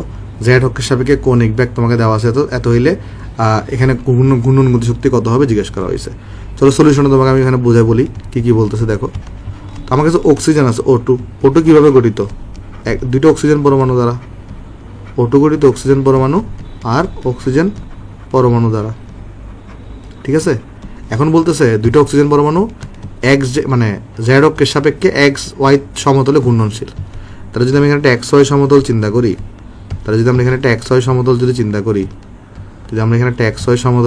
করি, ধরো দেখ এটা আমাদের XY সমতল, তাহলে আমাদের একটা অক্সিজেন পরমাণু এখানে আছে, আর একটা অক্সিজেন পরমাণু ধরো এখানে আছে, আর আমার যে জেড অক্ষটা, সেই জেড অক্ষটা হচ্ছে আমাদের এটা হচ্ছে আমাদের জেড অক্ষ। ঠিক আছে, এটা হচ্ছে আমাদের কি অক্ষ, জেড অক্ষ। তাহলে এটা হচ্ছে আমাদের কাছে জেড অক্ষ, বুঝতে পারছো? এটা হচ্ছে আমার কাছে কি, এটা হচ্ছে আমার কাছে এখানে জেড অক্ষ। ক্লিয়ার? ওকে। আর এখানে কি দেওয়া আছে দেখো তো, এখানে বলতেছে তোমাকে যে দুটি অক্সিজেন পরমাণুর গড় দূরত্ব দেওয়া আছে হচ্ছে এত, তাহলে এই টোটাল দূরত্বটা দেওয়া আছে। বাট অক্ষের থেকে এটার দূরত্বটা কত, অক্ষ থেকে এটার দূরত্ব, আমি যদি দুটি অক্সিজেন পরমাণুর দূরত্বকে যদি ডি ধরে নিই, ডিস্টেন্স ডি যদি ইকুয়াল টু হয় 1.21 গুণন 10⁻10 মিটার, তাহলে এটাও হবে d/2, এই দূরত্বটাও হবে এখানে d/2ই হবে। আচ্ছা, তারপর প্রত্যেকটা পরমাণুর ভর তোমাকে কিন্তু ছোটো হাতের m দেওয়া আছে, তাহলে ছোটো হাতের mটা কত করে, এখানে ছোটো হাতের mটা তোমার কাছে হচ্ছে 2.77 গুণন 10⁻26 কেজি। তো এখন বলতেছে তাহলে এখানে তুমি জড়তার ভ্রামক বের করো আগে ফার্স্ট। তাহলে জড়তার ভ্রামক কত আসবে দেখো, m ইন্টু যেহেতু এগুলো বিন্দু ভর, তাহলে d/2 square plus m into d/2 square. তাহলে এখানে কত আসবে, 2m into D square by 4 আসবে। তাহলে এখানে আসবে m D square divided by 2 আসবে। তাহলে দেখো এখান থেকে কত আসছে, তাহলে i ইকুয়াল টু, এখানে তাহলে যদি আমি ভ্যালুগুলো বসাই দিই, m এর ভ্যালু কত 2.77 গুণন 10⁻26, আর ডি কত এখানে 1.21 গুণন 10⁻10 square divided by 2, divided by কত এখানে 2 দিয়ে ভাগ করে দিলাম।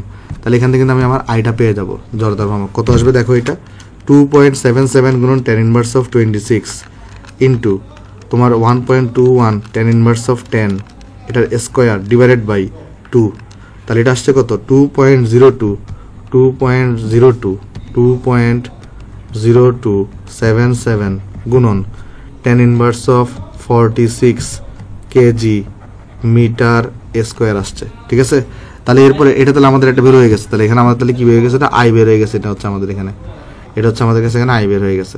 ওকে, এটা হচ্ছে আমাদের কাছে এখানে আই বের হয়ে গেছে। ওকে, তাহলে এটা হচ্ছে আমরা এখানে আই বের করে ফেলছি। তাহলে এখন আমার গুণন গতিশক্তি লাগবে, সেটা হচ্ছে ইকে লাগবে, ইকে equal to half I omega square. তাহলে আমার কাছে এখানে ইকে লাগবে, ইকে ইকুয়াল টু হচ্ছে হাফ আই, আই কত 2.027777 গুণন 10⁻46, আর ওমেগা, ওমেগা মানে কত 2 × 10⁻12 2 × 10⁻12 স্কোয়ার। তাহলে কত আসবে দেখো এখানে, ইন্টু 0.5 ইন্টু 2 × 10⁻12 স্কোয়ার আসবে। তাহলে এটা আসবে আমার কাছে 4.055 ইন্টু 10⁻22, 4.055 ইন্টু 10⁻22 জুল চলে আসছে। তাহলে এটা হচ্ছে আমার কাছে এখানে আনসার, ওকে, সো বক্স করে দিয়েছে জিনিসটা। আসো, তাহলে এই জিনিসটা হচ্ছে আমার কাছে এখানে আনসার। ঠিক আছে, ওকে, আশা করি আমরা অঙ্কটা সবাই বুঝতে পারছি এখানে। তাহলে তোরা নেক্সট অঙ্ক চলে যাই। আমরা এখানে নেক্সট অঙ্ক বলছে সমান ভরের সমান ব্যাসার্ধের একটি চাকতি ও একটি রিং সমান উচ্চতার হেলানো তল থেকে গড়িয়ে নিচে পড়ে। তারপরে তোমার এখানে হচ্ছে চাকতিটি এবং রিংয়ের মধ্যে কোনটি এই রেস জয়ী হবে। আচ্ছা, তাহলে একটা জিনিস আমি তোমাকে বুঝাই বলি। এখানে কি হইতেছে, একটা চাকতিকে নিচ্ছি আমরা, ঠিক আছে, চাকতিকে আঁকার চেষ্টা করি। আসো, ধরো দেখ এটা আমাদের একটা চাকতি, ঠিক আছে, যদি এটাকে একটু আগে করিয়ে দিই। হ্যাঁ, ওকে, একটা কাজ করি আগে একটা হেলানো তলকে আমি চলো তোমাকে 3 ডাইমেনশনাল লিখে দেখে আসো। তাহলে চলো একটা হেলানো তলকে এখানে এঁকে দেখাই 3 ডাইমেনশনালি। তাহলে এটা কীরকম হবে দেখো, এটা হবে এরকম, ঠিক আছে। ধরা যাক এটা হচ্ছে আমাদের হেলানো তল। ওকে, তো এখানে আমি একটা চাকতিকে রাখতেছি, চাকতিকে একটা অ্যাঙ্গেল করে হ্যাঁ এভাবে রাখলে সুবিধা হবে। ওকে, একটা রিং, আর রিংও কিন্তু আমার কাছে একটা আছে, আর ধরা যাক আমার কাছে একটা রিংও আছে। এখানে রিংটা হচ্ছে এরকম। ওকে, তাহলে খেয়াল করে দেখো চাকতিটা যখন মানে এরা কিন্তু গড়িয়ে পড়তেছে, মানে কি এরা গড়িয়ে পড়তেছে মানে হচ্ছে এরা ঘুরে ঘুরে পড়বে। তো চাকতি কোন অক্ষের সাপেক্ষে ঘুরবে? চাকতি ঘুরবে কিন্তু তার এই অক্ষরের সাপেক্ষে অর্থাৎ জেড অক্ষের সাপেক্ষে।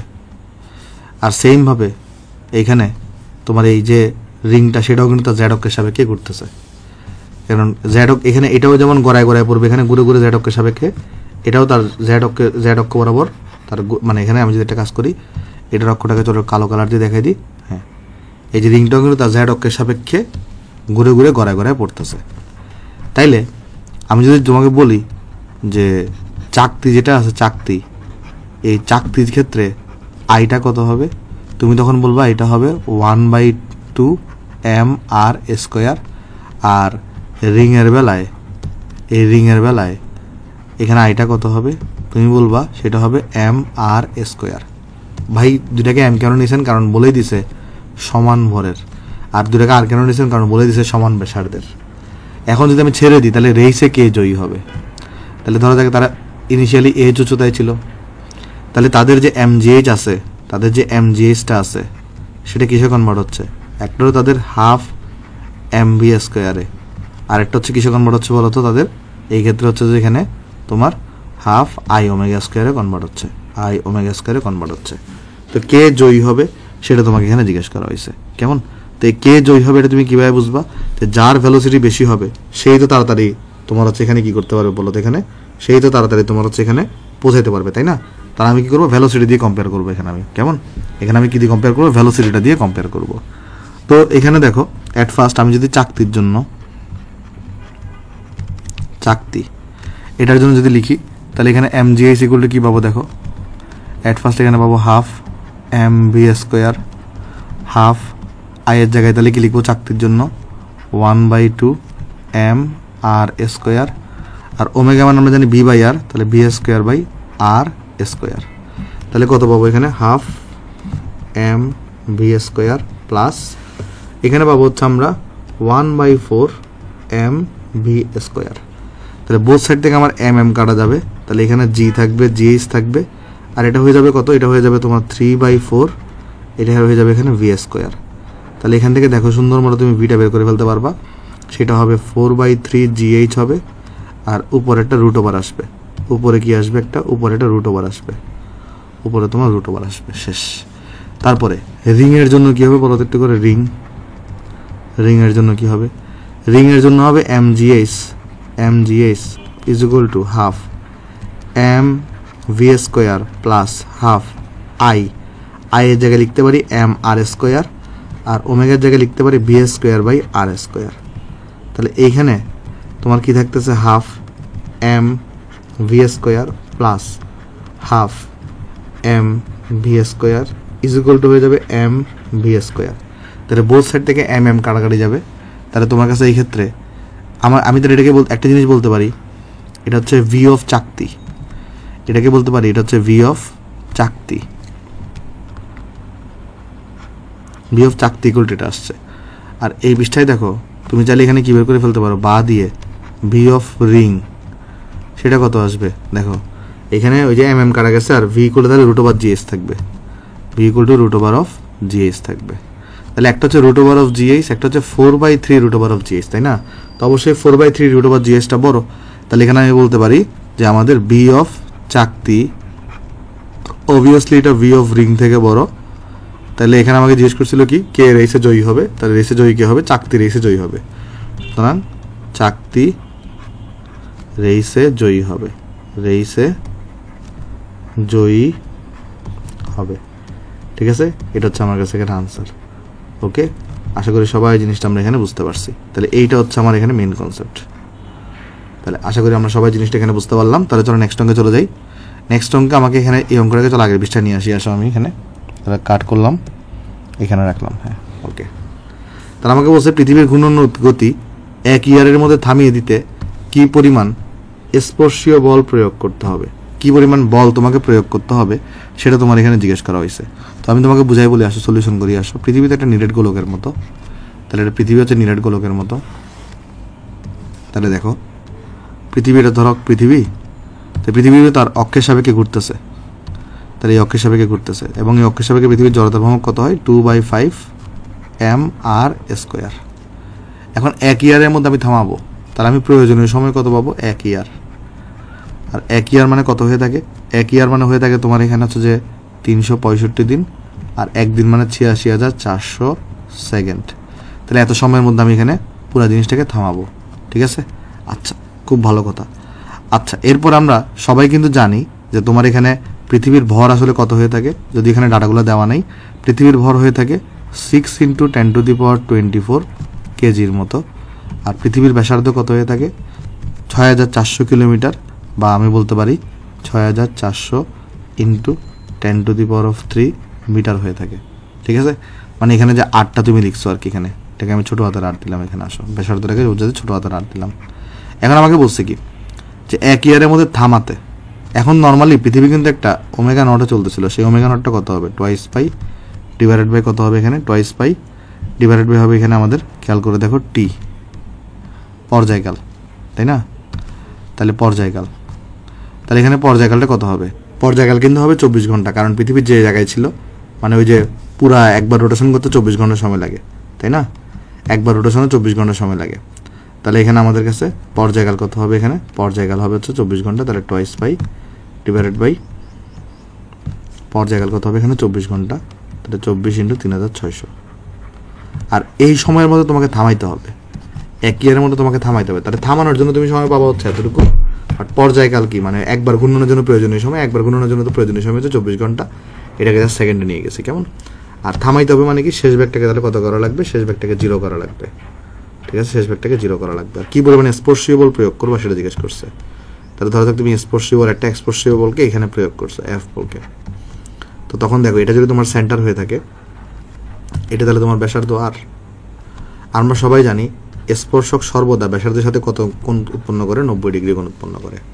তাহলে এখানে আমাদের এই Fটা কত হবে সেটা তোমাকে জিজ্ঞেস করা হয়েছে। এখন আমরা সবাই জানি যে টাউ ইকুয়াল টু কি হয়ে থাকে? একটা হয়ে থাকে RF sin θ, আর একটা হয়ে থাকে তোমার কাছে I আলফা। তাহলে আমি এখানে কিন্তু অলরেডি Rটা জানি, F আমাকে বের করতে হবে, θ আমি জানি 90 ডিগ্রি, Iও আমি জানি, আলফা আমাকে বের করতে হবে। আলফা মানে আমরা জানি হচ্ছে যে তোমার এখানে কি হবে? ওই যে ব্যাগের পরিবর্তন ডিভাইডেড বাই হচ্ছে তোমার প্রয়োজনীয় সময়, কেমন? এভাবে করে কিন্তু আলফাটা তুমি বের করে ফেলতে পারো। এখানে মন্দন হবে আর কি, আসলে আলফাটা এখানে কি হবে? মন্দন হবে। তাহলে এই সূত্রটাকে চলো আমরা নেক্সট পৃষ্ঠায় অ্যাপ্লাই করি। আসো, তাহলে এই সূত্রটাকে চলো আমরা এখানে নেক্সট পৃষ্ঠায় অ্যাপ্লাই করি।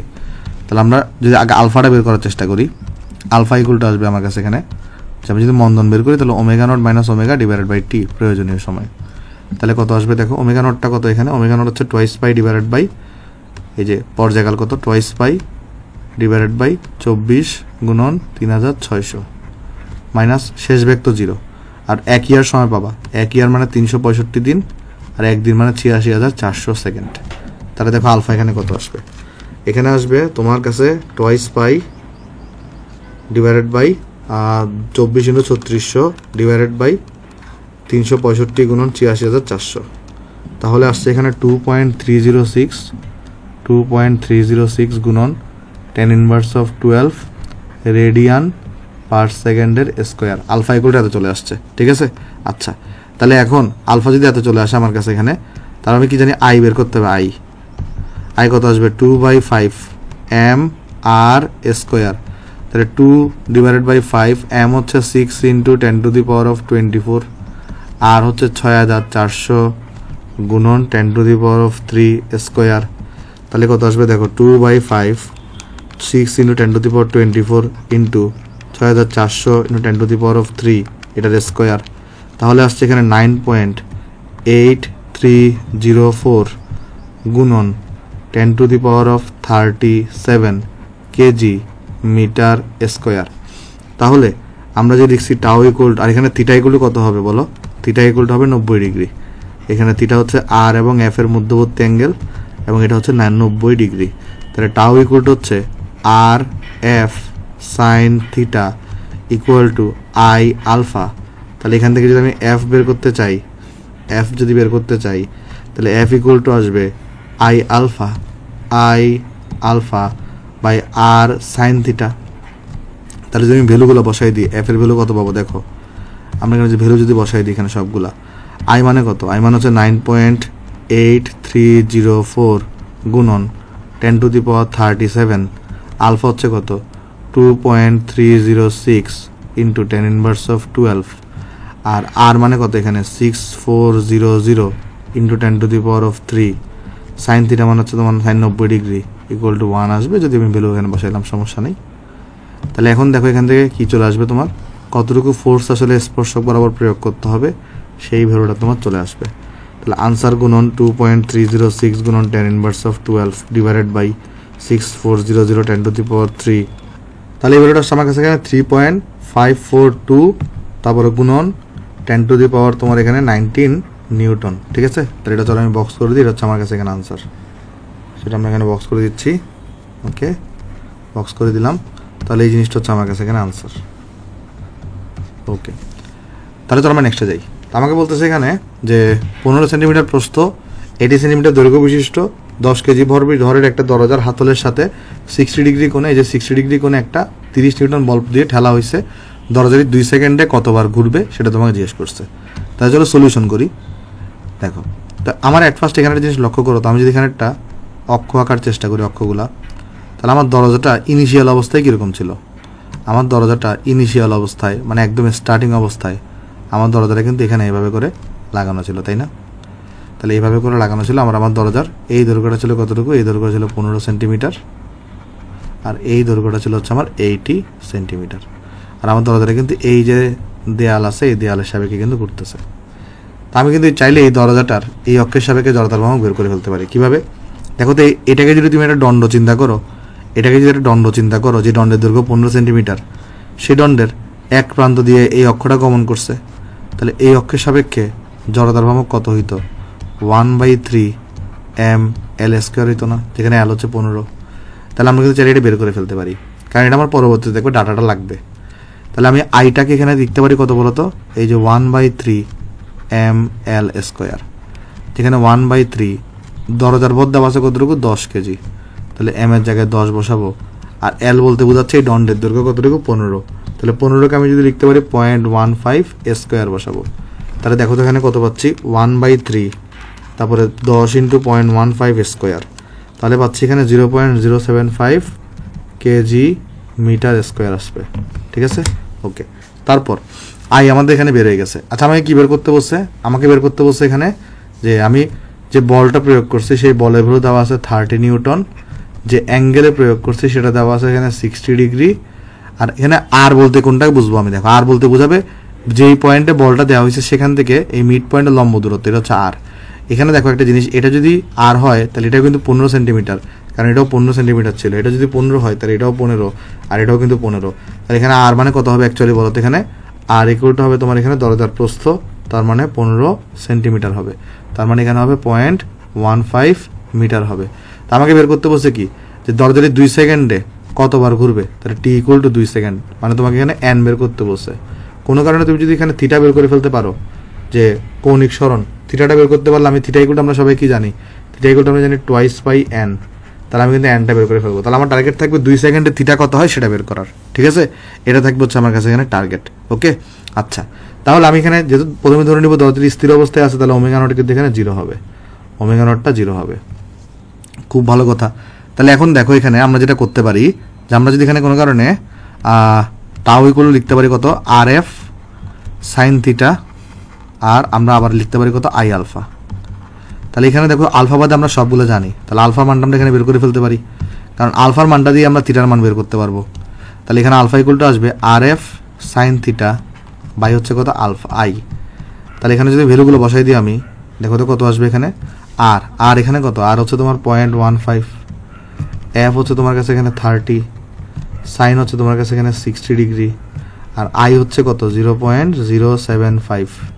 তাহলে এখান থেকে আমরা কি বের করে ফেলতে পারবো আলফা কত আসবে দেখো এখান থেকে আলফা আসবে 0.15 30 into sine 60 degree divided by 0.075। তাহলে আসছে আমার কাছে এখানে আলফা আসছে 30√3 রেডিয়ান পার সেকেন্ডের স্কোয়ার। আলফা বের হয়ে গেছে। তাহলে এখন আমরা তাহলে কি বের করে ফেলতে পারি বলো তো? আমরা সবাই জানি থিটা ইকুয়াল টু কত হয়ে থাকে, S is equal to UT omega naught into T plus half A T square না আলফা টি স্কোয়ার। তাহলে 2 সেকেন্ডে যদি আমরা বের করতে চাই তাহলে থিটা ইকুয়াল টু আসবে এটা 0 ইন্টু 2 প্লাস হাফ আলফা বের করছে কত 30√3, আর 2 সেকেন্ডে আমাকে বের করতে বলছে, তাহলে T equal to 2 second 2 square. তাহলে থিটা ইকুয়াল টু কত আসবে দেখো 30√3 ইন্টু 2 আসবে আলটিমেটলি, কারণ ওই যে 4 এটা কাটাকাটি যাবে, তাহলে 60√3 আসবে। আর এটাকে লিখতে পারি আমরা টোয়াইস পাই এন। তাহলে এখান থেকে দেখো আমরা তাহলে এখানে বা এন ইকুয়াল টু চলে আসবে কত এখানে 60√3 ডিভাইডেড বাই টোয়াইস পাই। তাহলে আসবে এখানে টোয়াইস পাই দিয়ে ডিভাইড করে দাও, তাহলে আসবে এখানে 16.539। তাহলে এখানে সুতরাং কয়বার ঘুরবে, পূর্ণ সংখ্যা নিতে হবে 16 বার ঘুরবে, ঠিক আছে। তাহলে 2 সেকেন্ডে তারা কতবার ঘুরতে পারবে, 16 বার পূর্ণ গুণন দিতে পারবে। তাহলে পূর্ণ গুণনটাই আমার নিতে হবে। তো এটা হচ্ছে আমার কাছে এখানে আনসার। কেমন, আশা করি অঙ্কটা আমরা সবাই এখানে বুঝতে পারছি। তাহলে তোরা নেক্সট অঙ্কে চলে যাই আসো। আচ্ছা, আমাদের ম্যাথ শেষ, এখন আমাদের সিকিউ স্টার্ট। তো আমরা আজকে সিকিউ স্টার্ট না করি, আমরা কাজ করি আসো। সিকিউগুলো আমরা আগামী দিন পড়বো, আমরা এমসিকিউ সলভ করি আসো কিছু। কেমন, এমসিকিউ সলভ করি, সিকিউগুলো আমরা আগামী দিন সলভ করবো সবগুলা। ওকে, সো সিকিউ আমরা আগামী দিন সলভ করবো, এমসিকিউ সলভ করি। আমাকে বলতেছে দেখো 1 নম্বরে কি, যে কোনো একটা কণার ব্যাসার্ধ ভেক্টর হচ্ছে আর ভেক্টর, রৈখিক ভেক্টর হচ্ছে পি ভেক্টর, এল ভেক্টর এবং এফ ভেক্টর হলে টাও ভেক্টর, ক্রিয়াশীল টাও ভেক্টর হলে টাও ভেক্টর এবং এল ভেক্টর যথাক্রমে কোনটার সমান। এখন আমরা দেখো তো আমরা সবাই জানি টাও ভেক্টর ইকুয়াল টু কি হয়ে থাকে, টাও ভেক্টর ইকুয়াল টু হয়ে থাকে আর ভেক্টর ক্রস এফ ভেক্টর, আবার এল ভেক্টর ইকুয়াল টু কি হয়ে থাকে, এটাও শিখেছি তোমাদেরকে, আর ভেক্টর ক্রস পি ভেক্টর। তাহলে এখানে কোনটা সঠিক, এ নাম্বারটা হচ্ছে সঠিক, ঠিক আছে। আচ্ছা, তারপর বলতেছে একই ভর ও ব্যাসার্ধ বিশিষ্ট বৃত্তাকার চাকতি ও একটি রিংয়ের কেন্দ্র দিয়ে অবিলম্বভাবে গমনকারী। খেয়াল করো, কেন্দ্র দিয়ে অবিলম্বভাবে গমনকারী, তার মানে হচ্ছে জেড অক্ষ। জেড অক্ষের সাপেক্ষে চক্রগতির ব্যাসার্ধের অনুপাত বের করো।